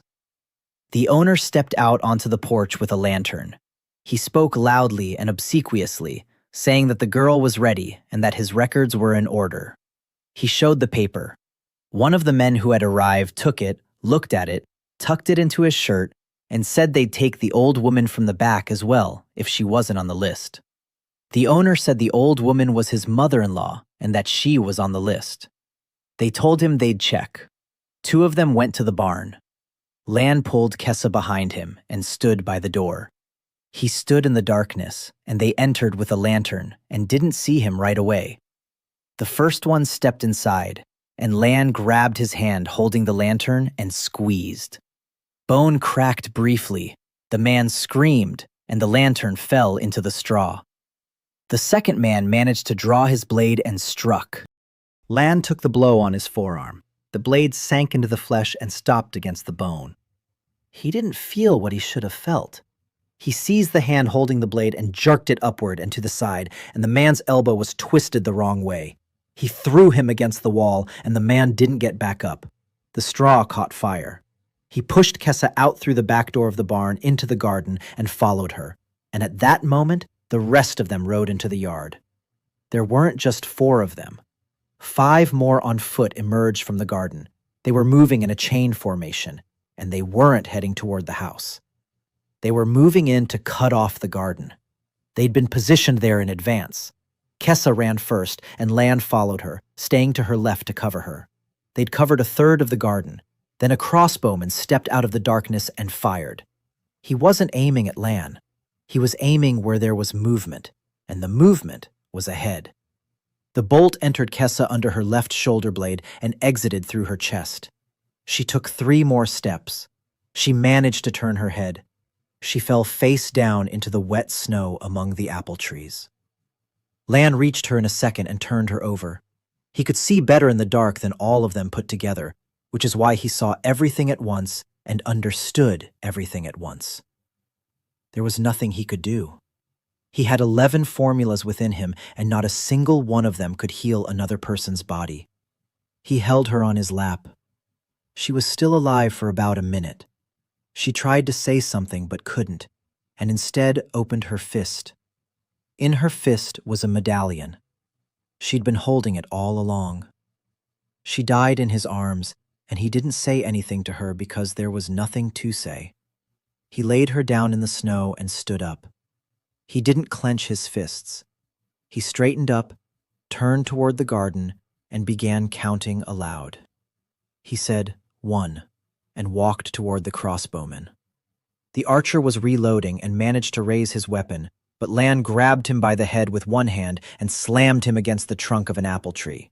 He said, 2. The second man ran toward him, screaming and brandishing a blade, and Lan stepped forward, caught the blade in his fist, and wrenched it out along with his fingers. He said, 3. He didn't remember how he killed the third one. He only remembered that the count hadn't slipped. At 5, the remaining ones ran off, and he caught up with 2 in the garden and 1 by the horse tie. At 7, he stopped. He stood in the middle of the yard, holding a stranger's blade in his hand, blood dripping from it. The owner of the house was sitting on the porch, motionless, looking up at him, his jaw trembling. Lan approached. He asked about the debt record. The owner said a visitor had taken the record. Lan said he didn't need the record. He asked something else. He asked how many times over the past 8 years people had passed through this yard at the end of winter. The owner said he hadn't counted. Lan grabbed him by the collar, lifted him off the porch with one hand, held him in the air, and set him back down. The owner said 8 times. He said every year. He said they take 4 or 6 at a time, and that last year they took 9. He said they pay per head and that they pay in green. He said he wasn't the one keeping the list. The castellan kept it. Lan let him go. He didn't kill him, and he didn't know why. He returned to the garden, picked up Kessa, carried her to the house, and laid her on the cart driver's wagon.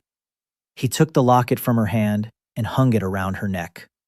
Then he set the barn ablaze completely because the straw was already smoldering and because he didn't want to leave the bodies where they would be found in the morning and officially documented. He led 2 horses out of the barn before the fire took hold.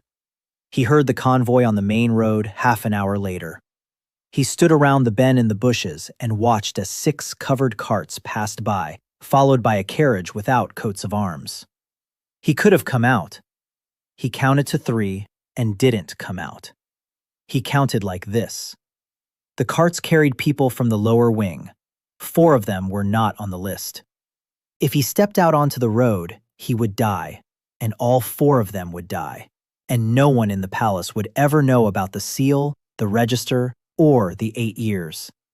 He stood in the bushes and let the convoy pass, and it was the hardest thing he had done in 16 years. He returned to the palace before dawn. He entered through the service gate using his pass, and the guard recorded the time of his return and didn't ask about the blood on his gray robe because the Greys carried stone and slaughtered livestock. He went to his little room, sat down on his cot, and stayed there until daybreak. Then he took some charcoal and wrote 4 lines on the wall. He didn't write names in them. He wrote numbers. 8 years. 49 carts. 6 horse-drawn carts. 1. He looked at these numbers and realized that now he had a tally that couldn't be wiped clean with a piece of paper. In the morning, they came for him. It wasn't the orders men or the guards who came. The castellan's man came, accompanied by 2 others. They said nothing about the night. They said that the oppressor was to report to the tower. Lan went. He walked across the courtyard and saw that the lower wing was empty, that the laundry room door was wide open, and that there was no one in the courtyard. Asker Mall was waiting for him in the lower room of the tower. He was sitting at a table with 2 pieces of paper in front of him. He did not look up when Lan entered. He said that a house had burned down on the lower road that night and 7 people had died. He said that among them were 4 employees of the Department of Welfare and Public Order. He said that by all accounts, there had been a roof collapse and a fire. He said that this was how it had been recorded and that the report had already been sent. He looked up and met Lan's gaze. He said that the report could be set aside and might be rewritten. He said that it depended on one thing. He said that Ossel, the caretaker, had left with a wagon train heading north and would return in 8 days, and that during those 8 days, the prince must do one task for him. He unfolded the second piece of paper and turned it toward Lana. On it was a sketch of the far corridor of the west wing, showing a blocked passageway and a door.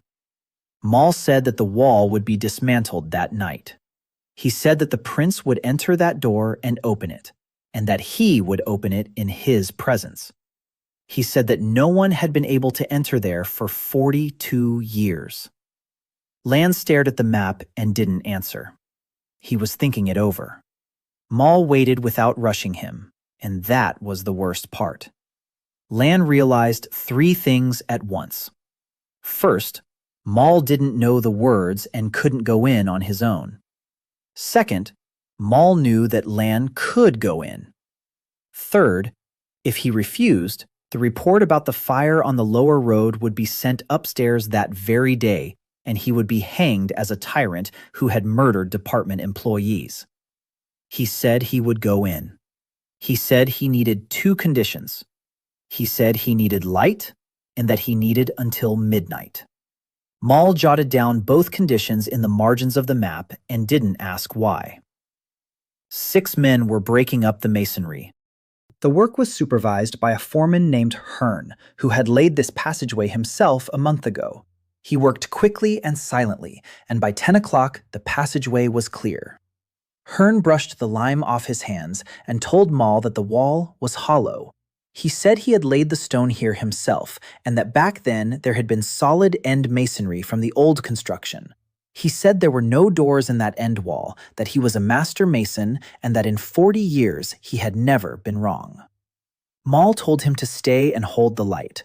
Lan walked to the end of the corridor. He raised his hand and brushed the dust off the iron strips, and the pattern emerged. Hearn stood 3 paces away with the lantern, looking straight at the door, but not seeing it. Lan placed his palm in the center of the pattern and spoke. He spoke evenly and without hesitation, because he had done this 73 times. The iron grew hot beneath his fingers, and the door swung inward. Hearn dropped the lantern. He didn't rush to pick it up. He backed away down the hallway until he reached the turn, where he sat down on the floor and remained seated. Lan saw his face, and there was no fear on it. It bore the expression of a master who had been responsible for his work for 30 years and suddenly realized that the wall he had been building had never been a wall at all. That morning, Hearn refused his pay, resigned from his post, and was never seen in the palace again. Maul entered second. With him came 2 men from the Secret Service and a young archivist in a gray cloth robe named Pell. Lan lit 4 candles and placed them at the corners of the nearest table. Maul stood in the middle of the hall and remained motionless for a very long time. He looked up at the 3 tiers. Then he said that he was 18 years old when the West Wing was on fire. He said that his unit had maintained a cordon around the area for 3 days. He said that they did not put out the fire. He said that they had been ordered not to let anyone inside, and they did not, and that people who came out were turned back. He said this calmly and without emotion, and Lan realized he wasn't saying it as an excuse. He was saying it as a report. Then Maul got down to business. He sent Pell to the nearest shelf and told him to pick up any book and read the first formula aloud. Pell came from a noble family and possessed a 4th-order core, a fact of which he was proud. He took the book, opened it, and began reading from the middle of the page. He read 2 lines. On the 3rd, his voice faltered. He tried to continue. Lan saw dark veins appear beneath the skin on his neck and temples, spreading from his throat down toward his chest. Pell dropped the book and clutched at his collar. He fell to his knees and then onto his side. His body arched, and he struck the back of his head against the table leg. After that, he didn't move.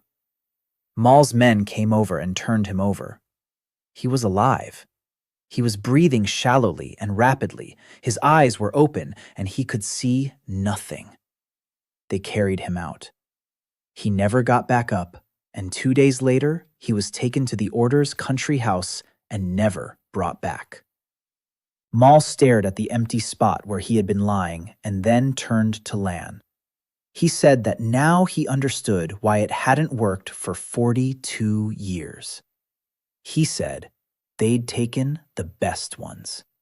He said that every time they'd chosen those with a higher core, and that every time they'd gotten the same result. He sat down on a bench and rested his hands on his knees. He said that the core and the formula couldn't coexist in a single body. He said that in those who possess the core, mana is expended and the formula flows outward.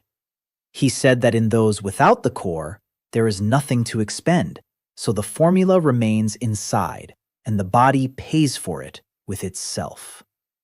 He said that now he understood a second thing as well. He said he understood why, for 42 years, the agency had been gathering throughout the kingdom those in whom the 2 measures did not align. Lan stood by the table and said nothing.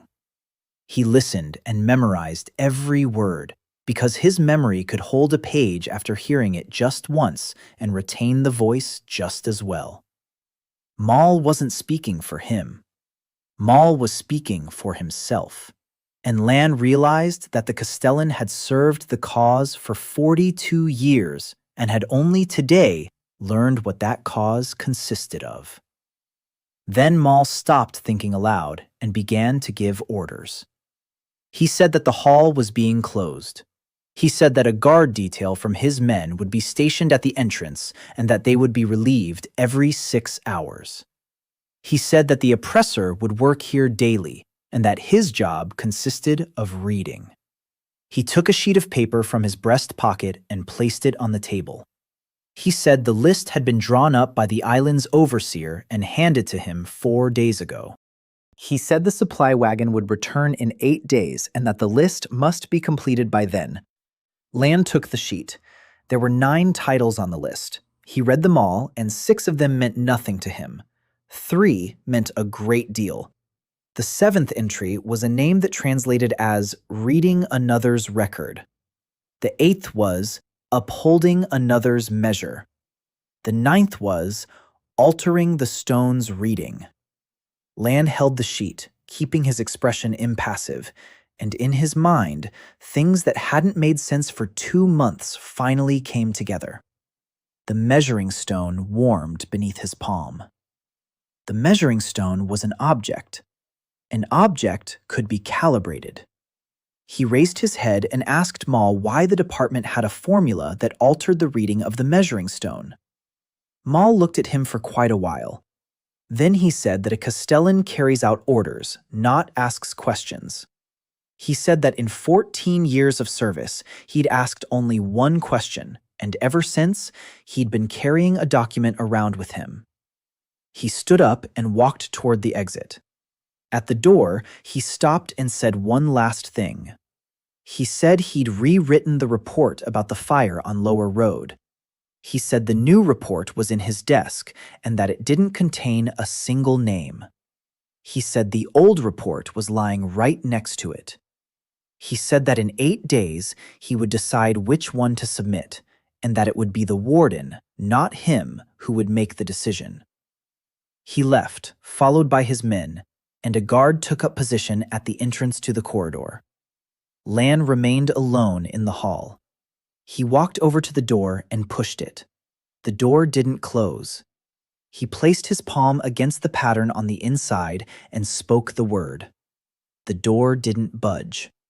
He kept trying for another hour, trying everything he could remember, and then he realized something that sent a chill down his spine. The Ivernov door opened with a word, just once. It opened forever. For 42 years, no one had been able to enter this wing, and the entrance was secured not by a lock, but by the fact that there was no one left to say the word. He had said it. He had unlocked this place for them with his own hands, and he could not lock it again. He sat down on the floor between the shelves and stayed there until dawn. He didn't sleep. He counted it all over again, and this was the tally. He had 8 days. He had a guard at the entrance and 3 relief guards with him. He had a list of 9 titles, and there were 3 he never intended to read. He had a memory that held everything he'd ever seen. And he had 3 levels of books to which he was now openly allowed access, and that was the only thing he had gained that night. He stood up and walked to the staircase leading to the 3rd level. He took the first book from the shelf, the one marked with a symbol instead of a number, opened it, and began to study it. He studied it until morning and understood half of it. In the morning, the relief guard arrived, and with him came the order's scribe with an inkwell. The scribe sat down by the entrance, opened a notebook, and said he would keep track of what had been read. He asked what the prisoner had been reading that night. Lan named the first of the 9 titles on the list. He said it calmly. The scribe wrote it down. Lan stood at the table, holding the book from the 3rd tier in his hands, and knew that the scribe would not be able to distinguish one formula from another because, after reading, he saw only a blank page. He realized that he would now have to uphold the 2/3 rule, not with his body, but with his voice. He walked over to the shelf, took the first book on the list, and read it to the scribe in its entirety and honestly. It was short and instructional, and he lost almost nothing on it. He paid for it with days of jaw aches. He handed them the first of the 9 on the very first day, doing so to calm them down and stop them from looking over his shoulder. By evening, the scribe had stopped getting up from the bench by the entrance.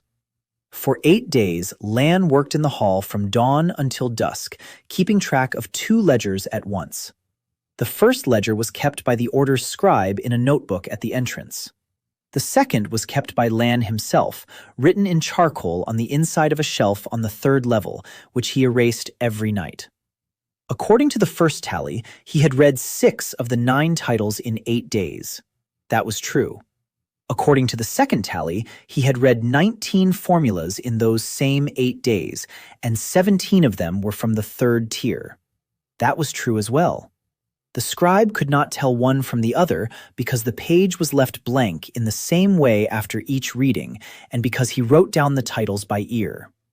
The first cut came on the 3rd morning. Lan read a sequence of deep breathing and paid for it by not feeling the cold for 2 days.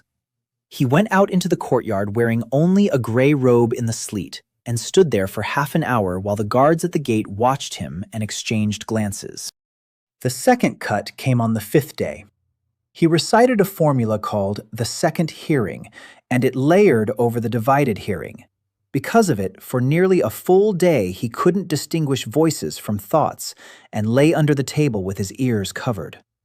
By evening, it subsided, and he began to hear through 2 walls. He tested this at the entrance guard post and heard one of the guards complaining to another about his wife and the other counting money. The 3rd phase came on the 6th day, and it was a bad one. He picked up a book from the 3rd tier with a long string attached and understood everything in it except the order of the last 2 lines. He read it for 40 minutes. The price he paid did not come in the form of pain. He finished reading and opened his mouth to test his voice, but there was no voice. He remained silent for a day and a half. He sat in the hall, staring at the shelves, and realized that if this were permanent, he would never read another line for the rest of his life. He didn't let the scribe see this. He wrote his answers to the scribe in charcoal on the board, claiming he'd caught a chill in his throat while outside. By the morning of the 8th day, his voice had returned, though it was half a tone lower than before. His body had changed so much over those days that it was impossible to hide it. The order's gray robe hung loosely on his shoulders. He stopped wearing it belted because the belt wouldn't fasten. He lifted the slab that had previously required 3 men to lift, and he did so countless times. He ate 4 times a day and still lost weight because his body burned everything that went into it. His hands had become so rough that he no longer handled anything fragile. He broke 3 inkwells in a week, after which the scribe began handing him papers from a distance. He found the archive on the 7th day. He had been looking for it from the very beginning, searching not by the books, but by the dust. On the 3rd tier, in the far corner, stood a cabinet with solid doors, and the dust in front of it lay differently than anywhere else. The doors opened the same way as the main door, and they bore the same pattern, only smaller. He spoke a word, and the doors parted. Inside were not books. Inside were bindings containing inventories. The House of Ivrin maintained the library and kept track of its contents. Lan took out the first inventory, opened it, and read it in an hour. He took out the second and third. By nightfall, he had read 11 volumes and had committed them all to memory in their entirety. The picture came together clearly, and it was far worse than anything he had imagined before. First, before the fire, there were 21,000 volumes in the West Wing, and 3/4 of them were not formulas, but household records. There were about 5,000 formulas, and they were kept on a separate ledger. Second, 6 months before the fire, 418 volumes had been removed from the wing at the request of the Order of Measure, specifically the formulas, and the best ones at that. The request was signed by the head of the order. Third, the name of the head of the order appeared in the signature, and Lan read it and paused. Veyron Tosk. Lan knew that name. Veyron Tosk was the current head of the Order of Measure. He had presided over the ceremony in the upper hall 2.5 months ago and had formally declared that the core within the house's third son had not been awakened. He was nearly 90, and they carried him on a stretcher. At court, they said he had outlived 3 kings. The 4th volume lay in the last binding. It was thin and almost empty. It was the inventory of the countdown. The House of Ivrin accepted the books back and recorded them. 40 years before the fire, the total returned to 0. 418 volumes were gone and never returned. And 6 months after that, a wing burned for 3 days, and they were not allowed to put out the fire. Lan sat on the floor of the 3rd tier by a single candle and pieced this together with what he already knew. The Department of Charity and Measures was established 2 months after the fire.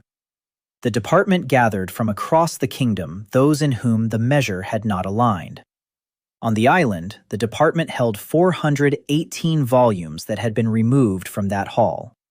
And for 42 years, they imprisoned people without a core for these books, and those people died because there was no one to decipher the formulas. The Ivranovs were burned along with the wing, and with them, the ability to read was lost. He put the inventories back and closed the doors.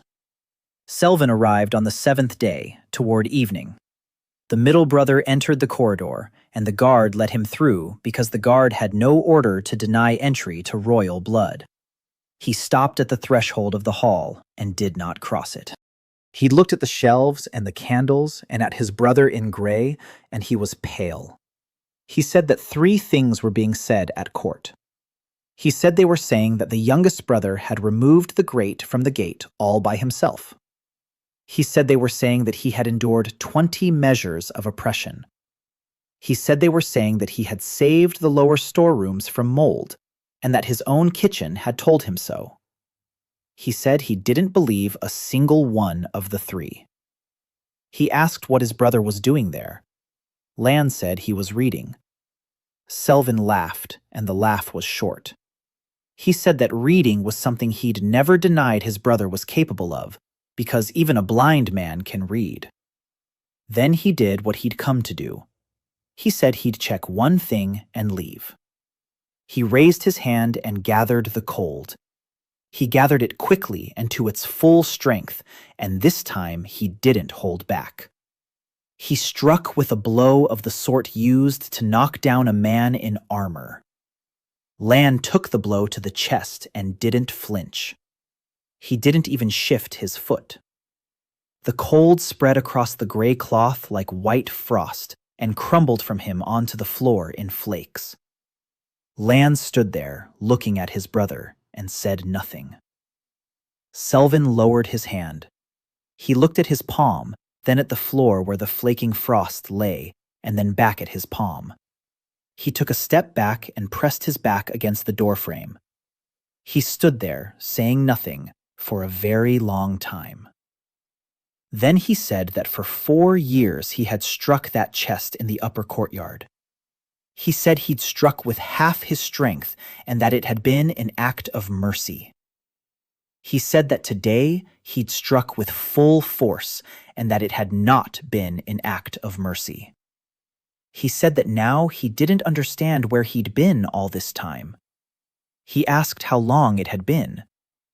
Lan said 2.5 months. Selvin closed his eyes. He said something Lan had never expected him to say. He said he'd been offered the throne.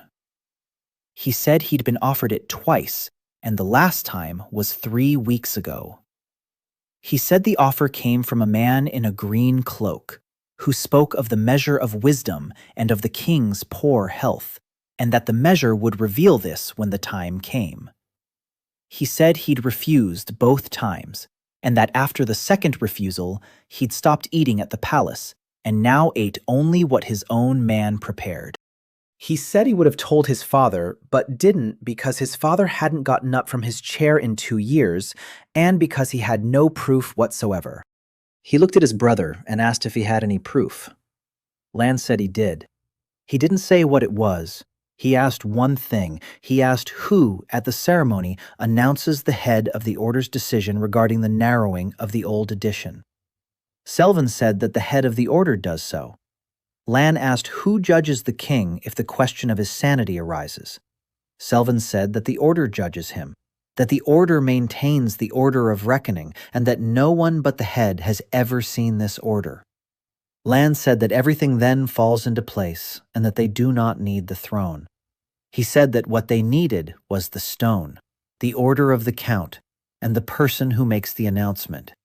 He said they'd already had all of this for 42 years, and that the only thing they'd been missing was a reader. Selvin left that very night.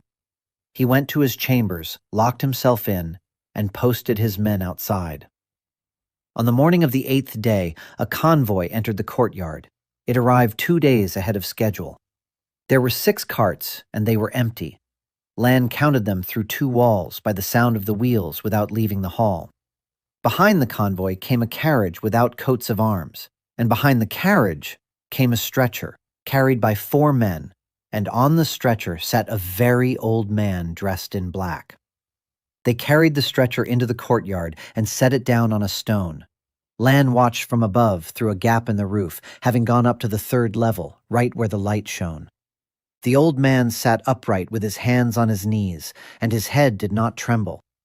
He was nearly 90 years old, had outlived 3 kings, and had come to the West Wing on his own. Lan went downstairs, stood by the table, and waited. They arrived an hour later. Orsel entered first, wearing a green cloak and holding gloves in his hand.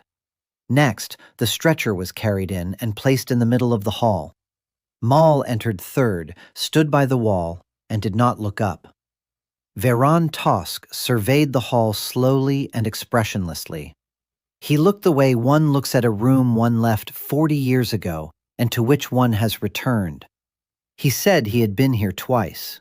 He said that the first time he was 46 years old and he had come for the books and received them. He said that the second time was 6 months later and he had stood in the cordoned-off area in this very courtyard for 3 days, watching the roof burn. He said he had never once regretted it. Then he turned his head toward Lan and said something that made the hall fall silent. He said he remembered his face. He said that 42 years ago, he had measured the girl from the Ivern house on that slab, and that the stone beneath her was cold as ice. He said that he had measured her mother, and that the stone was cold. He said that the entire house had been cold on the stone for 300 years straight, and that for 300 years they had been kept with the books and called guardians, and no one considered them a disgrace. He said that he understood everything that year when he first picked up their inventory. Lan asked what he had understood. Tosk said that he understood the system. He said that in this kingdom they measure the core because the core can be measured. He said that what cannot be measured is declared to be absent. He said that the House of Ivern was proof that the measure was incorrect and that the proof could not be left standing. He said that if the people learned that a non-core person could become stronger than any gifted one, there would be no order, no lineage, and no reckoning left. He said that all power in this kingdom rests on a 3-day-old infant and a heated stone, and that he had burned that wing so the stone would not lie. Lan said that he had burned the wing so the stone would lie. Tosk did not respond to this. He said that now the situation was different. He said that over the course of 42 years, the agency had gathered 794 people from across the kingdom whose measurements did not match. He said that 111 of them were still alive on the island. He said that the rest had died while reading because there was no one to decipher the formulas, and they had read at random. He said this just as calmly as he had spoken of the fire. He said that now he had a reader. He said that the reader would decipher 418 volumes and teach the rest, and that in 8 years, the agency would have 200 people with the bodies of titans and not a single core, and that no palace guard would be able to stop them. He said that King Matthias was 61 years old, and that he was ill, and that the measure of reason would reveal what it would reveal, and that the order maintained the order of the count. He said that the middle son had refused twice, and that it didn't matter because a third refusal would no longer be necessary. Lan asked why he needed all this at 90 years old. Tosk said, "Then why not at 46?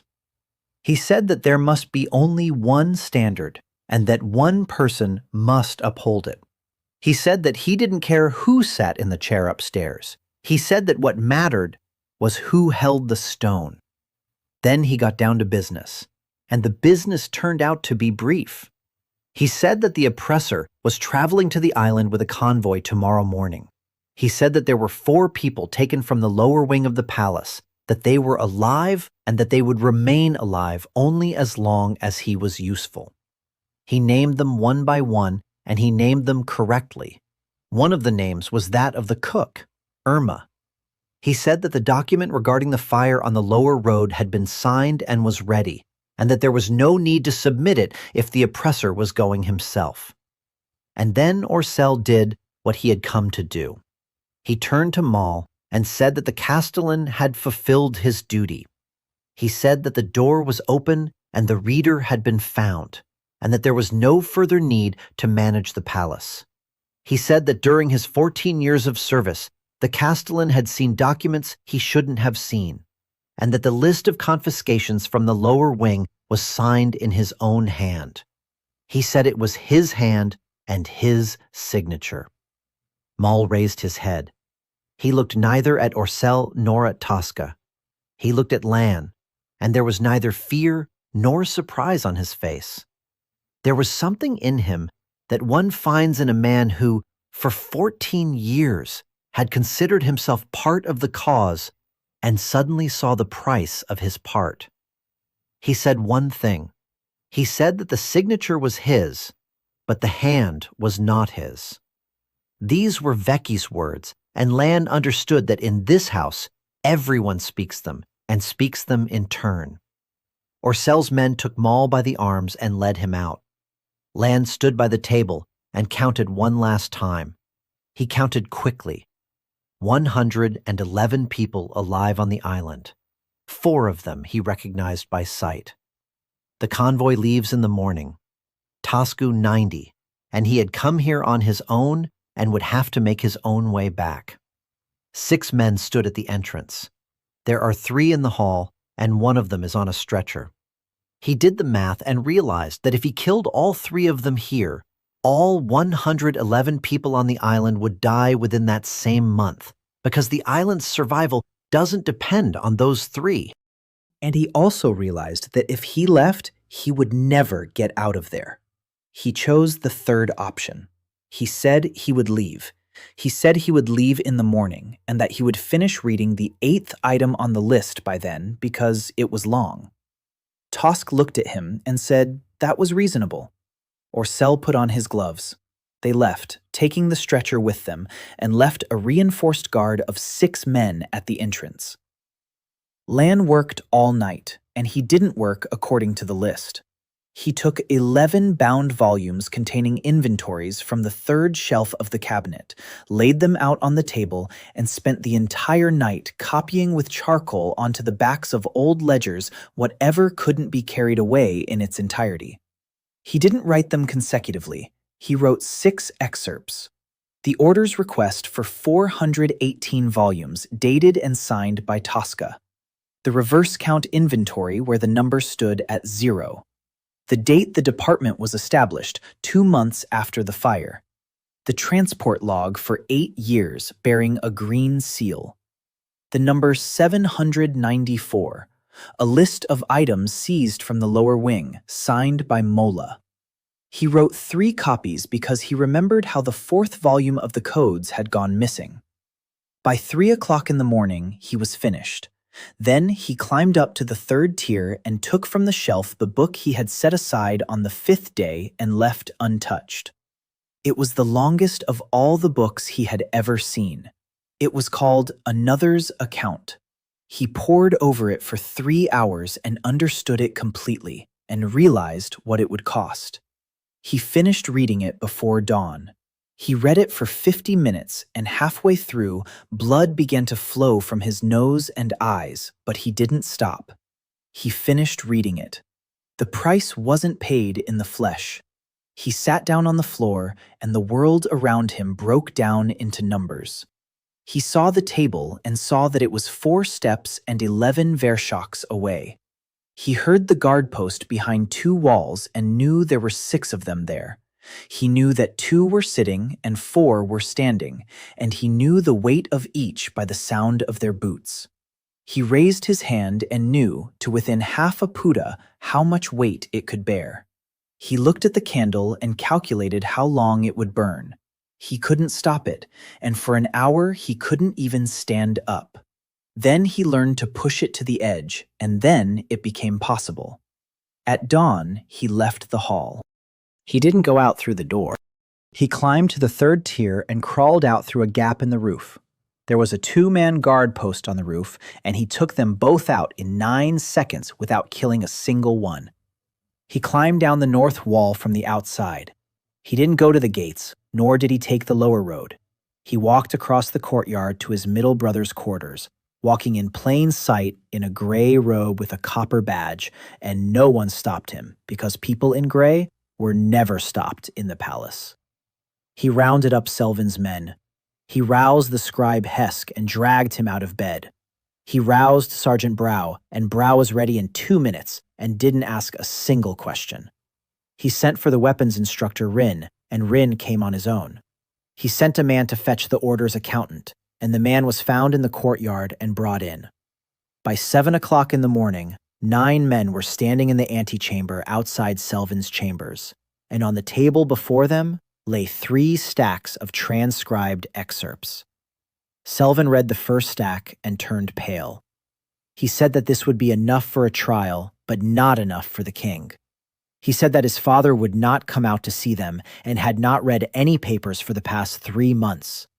He said that the only day his father sits in the council chamber is during the Grand Council, and that the Grand Council was convening today at noon, and that the order would be present. Lan said that in that case, they would go to the council. Selvin said that the oppressor would not be allowed into the council chamber. Lan said that he would be. The Grand Council met in the long hall on the 2nd level 4 times a year. By noon, 12 people were seated at the table, and about 40 more were standing along the walls. King Matthias sat at the head of the table, and to his left stood the heir's empty chair, because Garrick had arrived late that day and entered after the meeting had begun. Theron Tosk sat 3rd from the right, and his litter stood against the wall. Orcel stood behind him, his gloves still on. Lan entered at 12:15. He entered alone, wearing the gray robe of the order with a copper badge on his chest. The guards at the door would not let him in. 2 guards crossed their pikes, and the senior guards said that those in mourning were not permitted to enter the council chamber. Lan did not argue. He took both pikes in his hands, brought them together, and they snapped at once. He parted the guards and entered. Selvin followed him in, then Brow, then Hesk with his papers, then the order's accountant in gray, and finally the weapons instructor, Rin. The hall rose to its feet. One of the younger nobles, named Krevin, leapt to his feet, drew his blade, and charged at him, shouting about sacrilege and about how the man in gray had raised his hand in the king's presence. He struck. Lan did not flinch. He caught the blade with his palm and gripped it tightly. The steel did not cut through the skin and moved slowly beneath his fingers. Krevin pulled with both hands and braced his boots against the floor, but the blade did not budge. Lan held it just long enough for all 12 at the table to see. Then he released his grip, and Creven sank to the floor along with his weapon. The room fell completely silent. Lan placed the first stack on the table and began to speak. He spoke for a quarter of an hour without notes because he remembered every line. He read aloud the order's demand for 418 volumes, complete with the date and the signature of the order's head. He read the inventory of the reverse count, which showed 0. He named the day of the fire and the 3 days of the cordon, and he named the number of people who had left and were turned back. He named the date the welfare agency was established and the measures taken 2 months after the fire. He mentioned the green seal and the 8-year transport log, in which the convoy traveled empty in both directions. He mentioned the number 794 and the number 111. He mentioned 8 years of collection from the lower wing and 49 carts of spoiled goods. He mentioned the name of the castellan, the name of the island's overseer, and the name of the head of the order of measure. And in the end, he named the reason for all of this. He said that the order preserved the order of the measure of reason, and that only the head has seen it. He said that the king is 61 years old, and that the measure of reason will reveal what is commanded, and that the second son was twice offered the throne by a man in a green cloak. He said there would be no third offer because in 8 years, the agency would have 200 men whom the palace guard could not stop. Then Tosk rose. He rose on his own, without anyone's help, and stood upright. He did not dispute a single figure. He said only one thing, and he said it calmly. He said that it was not the third son of the house who stood before the council. He said that standing before the council was the oppressed one, recognized by the measure of the house and handed over to the order for indefinite service. He said that, according to the old version of the code governing the measure of the house's rights, such a person's rights were suspended. He said that the oppressed one neither owns nor occupies nor testifies. He said that everything spoken here had been spoken by no one. The hall grew noisy, and the commotion turned toward him. Lan had been expecting this. He had been expecting it from the moment he realized that the version was the old one and that he had read it in its entirety. He said that the Code of Measure does not repeal the Code of Blood. He said that on the 41st page of the Code of Blood, it states that the blood of the royal house always testifies, and that no measure can suspend it except for an abdication written in one's own hand. He said that he had not signed his name anywhere. He turned to the order's scribe, called him by name, and asked him to verify the page. The gray-clad man with the tablet stood up. For the second time in 3 months, he stood against his own superior. He opened the tablet and said that page 41 was present in the complete codex and that he had verified it that morning. He said that the blood bore witness. And then the king stood up. Matthias rose from his chair for the second time in 2 years, and this time he remained standing. He looked neither at Tosca nor at the papers. He looked at his youngest son, and he looked for a long time, and no one in the hall moved. Then he said that he had last seen this boy from the window of the second tier 4 years ago, and that back then the boy had been struck down with the third blow. He said he hadn't gone downstairs because he didn't want to watch. He said that his wife had been measured on this very slab, that the stone beneath her had been cold, and that he'd been told back then that it didn't matter. He said he'd believed that for 16 years. He turned to Tosk and asked him about the measure of reason. He didn't ask about the conspiracy or the island. He asked whether the order had kept the order of the count in one set of hands for 42 years. Tosk said it had. Matthias ordered them to take him. They didn't take him right away. 4 of Orsel's men were standing by the wall, and they headed for the exit. But Brow blocked the door with his men, and a brief, messy fight broke out there. Lan took Orsel himself. The warden managed to pull out a knife and strike, and the blade sank 2 handbreadths into his side, but Lan barely noticed it. He grabbed him by the shoulder and squeezed. The bone cracked beneath his fingers, and Orsel screamed for the first time in all the time Lan had known him. He didn't kill him.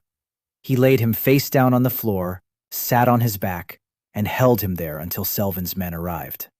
He did this because a dead overseer wouldn't reveal the order of the camp on the island, or where the 111 were being held. Tosca was carried out on a stretcher, and he didn't resist. They carried him out of the hall just as they had carried him in. At the door, he turned his head and spoke his final words, and he didn't say them to the king or to Lan. He said that the stone would still be cold and that there was no escaping it. Garrick entered the hall at the very end. He entered just as Orsella was being bound and as Hesk was laying out a second stack of papers on the table. The heir paused at the threshold and surveyed the hall, at first not understanding anything. They explained it to him in a minute. He listened, walked over to the table, and read the first sheet and then the second. Then he raised his head and looked at his younger brother, and Lan saw something on his face that he had never seen there before. For 24 years, Garrick had looked at him for no longer than 2 heartbeats. Now, he couldn't look away. He said that in 4 years, he hadn't spoken a single word to his brother. He said he'd left the upper courtyard so he wouldn't have to see him. He said he'd considered it an act of mercy and that today he understood what it really was. He didn't ask for forgiveness, and Lan was grateful to him for that. He said something else, and he got straight to the point. He said he was providing 200 of his men and ships, and that he would go to the island himself. Lan said he would go to the island. He said there were 111 people there, and that if 200 armed men arrived, the agency would have time to do to them what they always do in such cases. He said a different approach was needed.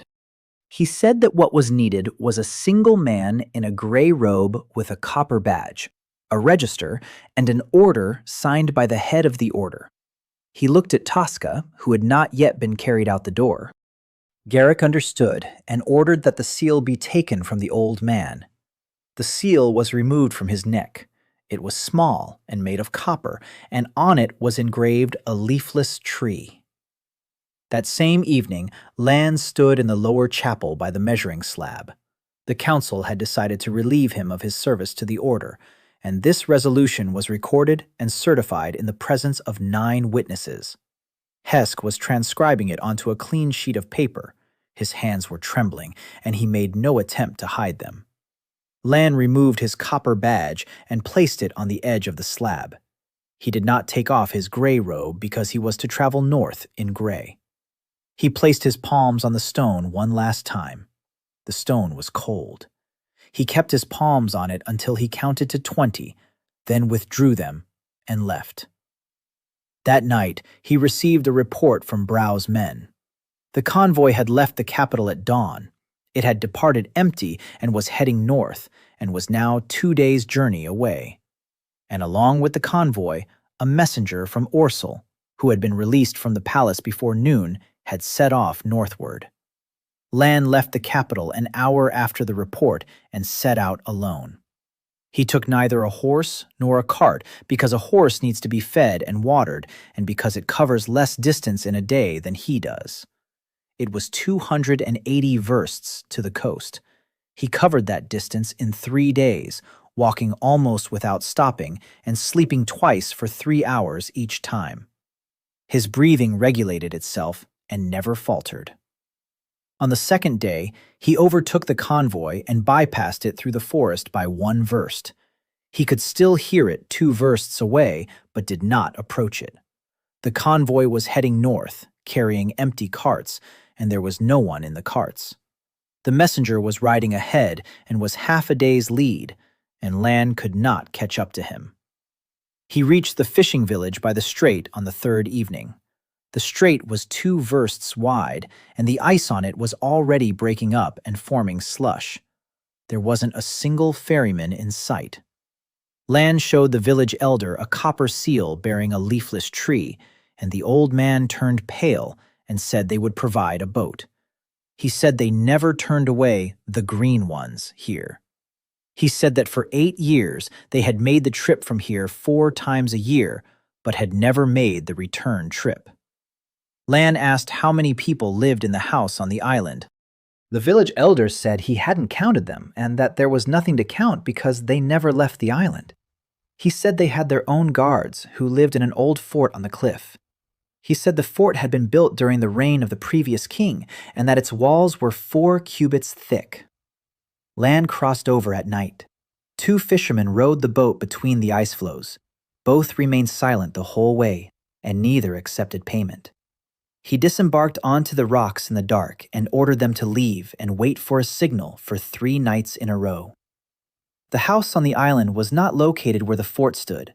The fort stood on the cliff and was manned by guards. The house stood lower down in a hollow. It was long and low, built of gray stone, with few windows, all of them narrow. Lan approached it an hour before dawn, lay down on the slope, and remained there until daybreak, watching. He counted according to the rule of counting others' possessions, and this was the tally he arrived at. The house has 31 narrow windows, and in 26 of them, no light was lit during the night. There were 3 doors. The outer guard changed shifts 4 times a day, with 8 men on each shift.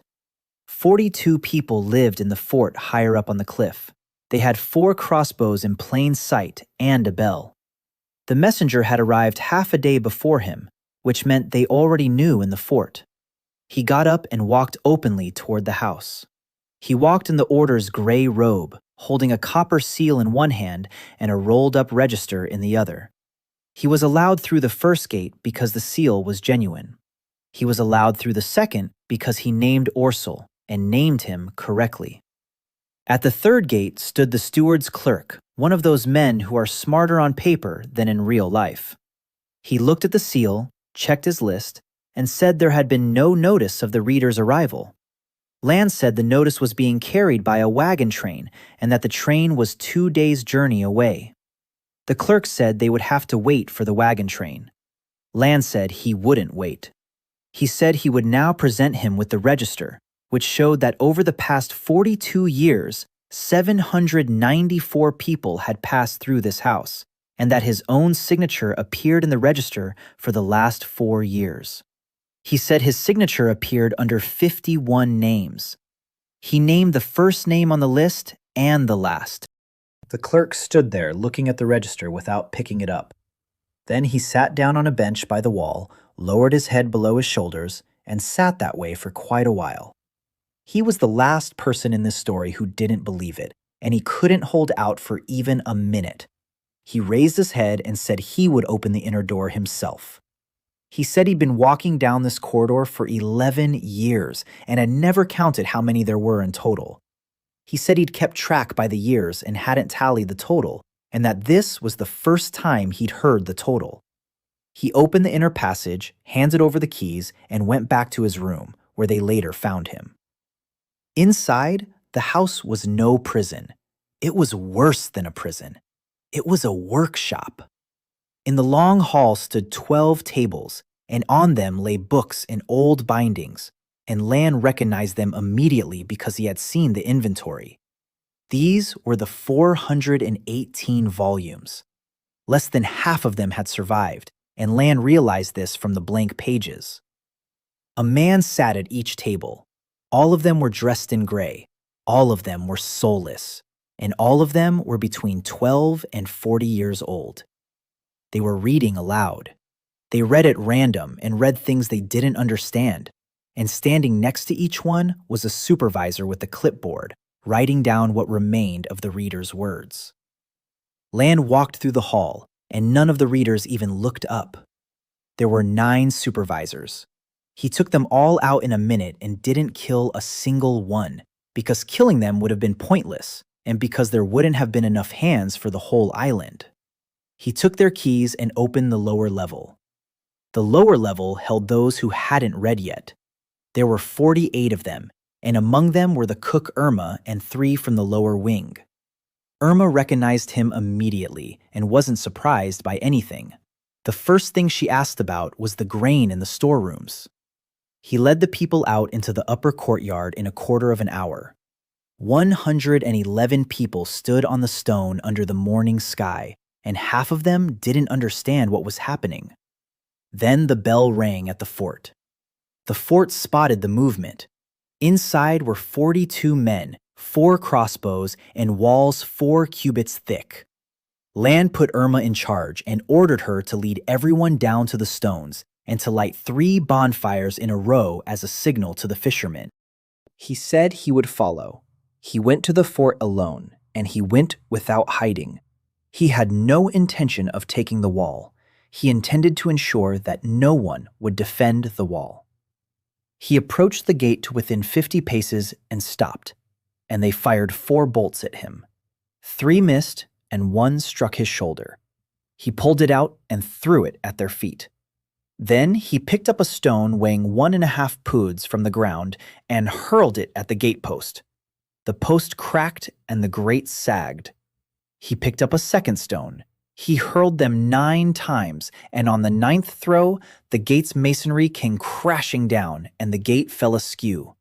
He stepped through the opening. What happened next happened so quickly that he couldn't remember everything afterward. He remembered that he had been counting aloud, that he had reached 12, and that after 12, they ran off. He didn't chase after them. He made his way to the inner courtyard, where the fort commander was standing on the porch. He was the last one still holding a weapon. Lan took the keys and the weapon from him and ordered him to gather the remaining men and pile everything into a single heap, and the man did so himself, in silence. He later handed 15 men over to be tried and released the rest to the mainland because there was no way to transport them. The fires on the rocks burned for 3 nights. The fishermen arrived on the 2nd night, bringing 8 boats, and ferried people for 2 days. Garrick brought the ships on the 5th day, accompanied by 200 men, and they had nothing left to do. The heir walked around the house on the island by himself and emerged looking ashen. For the next 2 days, he spoke to no one. All the books were taken away. Of the 418 volumes, 190 survived. The rest had been burned, leaving only blank pages, and Lan spent another year sorting through them. The house on the island was demolished to its foundations by order of the king, and the stones were hauled out to sea. The trial lasted 6 weeks. Varan Tosk did not live to see the verdict. He died 9 days before it was handed down, in his bed while in custody. He was 91 years old and said nothing before his death. Neve Orcel gave a complete account of the island's affairs and named 29 individuals throughout the kingdom. After that, he was executed in the inner courtyard without a public announcement. Asker Mal gave testimony on 47 sheets of paper, which he wrote in his own hand over 4 consecutive days. At the end of the last sheet, he added a single line of his own. He wrote that the signature was his and the handwriting was his. He was sent to the quarries in the north, where he died 2 years later. Dorn Vecca served his sentence for the damage, was released, and no one touched him. He left the capital and opened a shop in a seaside town, and that was the only way his whole story ended. The Department of Welfare and Measures was abolished in the fall, and the copper seal depicting a leafless tree was melted down in the presence of witnesses. The Code of Measures was rewritten, a process that took the entire winter. There were once again 3 measures, and the responsibility for keeping track of the measures of reason was divided between the order and the 2 chancelleries so that no single person could hold that authority. Lan insisted on one more thing, and this was the last thing he demanded of the council. He demanded that the stone mark no longer be entered into the family register on the 3rd day after birth. He demanded that it not be entered at all until the age of 18. The council debated for 4 days and agreed. Hesk sat in on these sessions as a scribe and transcribed the new code in fair copy with his own hand. He died a year and a half later at the age of 64. He died at his desk, and on his final day, he finished writing the entry at the bottom of the page. Brow was given the old guard, and though they did not restore his 3 fingers, they did restore the pay for 11 years that had once been withheld from him. Olga Rin came to Lan himself a month after the trial and said that for 31 years he had put Min to the sword and that now he wanted to see how it could be done differently. He remained in the West Wing until his death. Irma was given the lower storerooms and managed them for 19 years without losing a single sack. Selvin left for the South as an ambassador a year later. He left of his own accord and wrote to his brother every month. Garrick became king 4 years later. Matthias died in the winter in his own bed. During his final month, he went down to the West Wing twice, and both times he sat there in a chair by the table, silent, staring at the shelves. Lan was not offered the throne, and he would have refused it anyway. He was offered something else, and Garrick insisted on it during the very first month of his reign. The House of Ivrin was restored to its name and rights, and Lan accepted it alone because no one else from that house remained. He became the Guardian, and his title was the same as it had been for 300 years straight before the fire. The West Wing took 4 years to rebuild. The roof was replaced over the summer. The second and third levels were reinforced, and new staircases were installed. The door at the end of the corridor was left as it was, neither changed nor removed, and it has never closed since. Over the years, Lan recited 362 formulas, and after the 400th, he stopped keeping count. He paid for them as he always had, and once he was deaf for 6 weeks, and once he could not unclench his right hand for 9 days. He gathered 40 students under his wing, and all of them were those whom the stone had rejected, and all of them came of their own accord. He did not accept a single one to study a formula until that person could name every symbol in it and explain it. In 12 years, no one died under his care. He moved Kessa's grave in the 2nd year. She had been buried near the village by the lower road in a communal grave because she was listed in the debt register. He bought the entry from the cart driver's heirs, burned it, and moved her to the cemetery at the Ivrin estate, where the guardians had lain for 300 years. He went there 4 times a year, always alone. He never took off the medallion or cleaned it, and half of the coat of arms on it remained worn away, even though he knew there was a book there. 6 years after the trial, the old lower chapel in the inner courtyard was dismantled, and the measuring slab was removed from there. 4 men carried it out on a stretcher, set it on a stone, and waited for orders on what to do with it. Lan stepped out into the courtyard and stood there looking at it for quite a while. Students gathered around, and the workers stopped what they were doing. He walked over and placed both palms on it. The stone was cold. He kept his palms on it until he counted to 20, then removed them and wiped them on the gray robe he had worn all these years. He told the workers that the slab should not be broken, but set into the threshold at the entrance to the wing, with the smooth side facing up. He said that people would walk on it, and that this was the best use that could be found for it.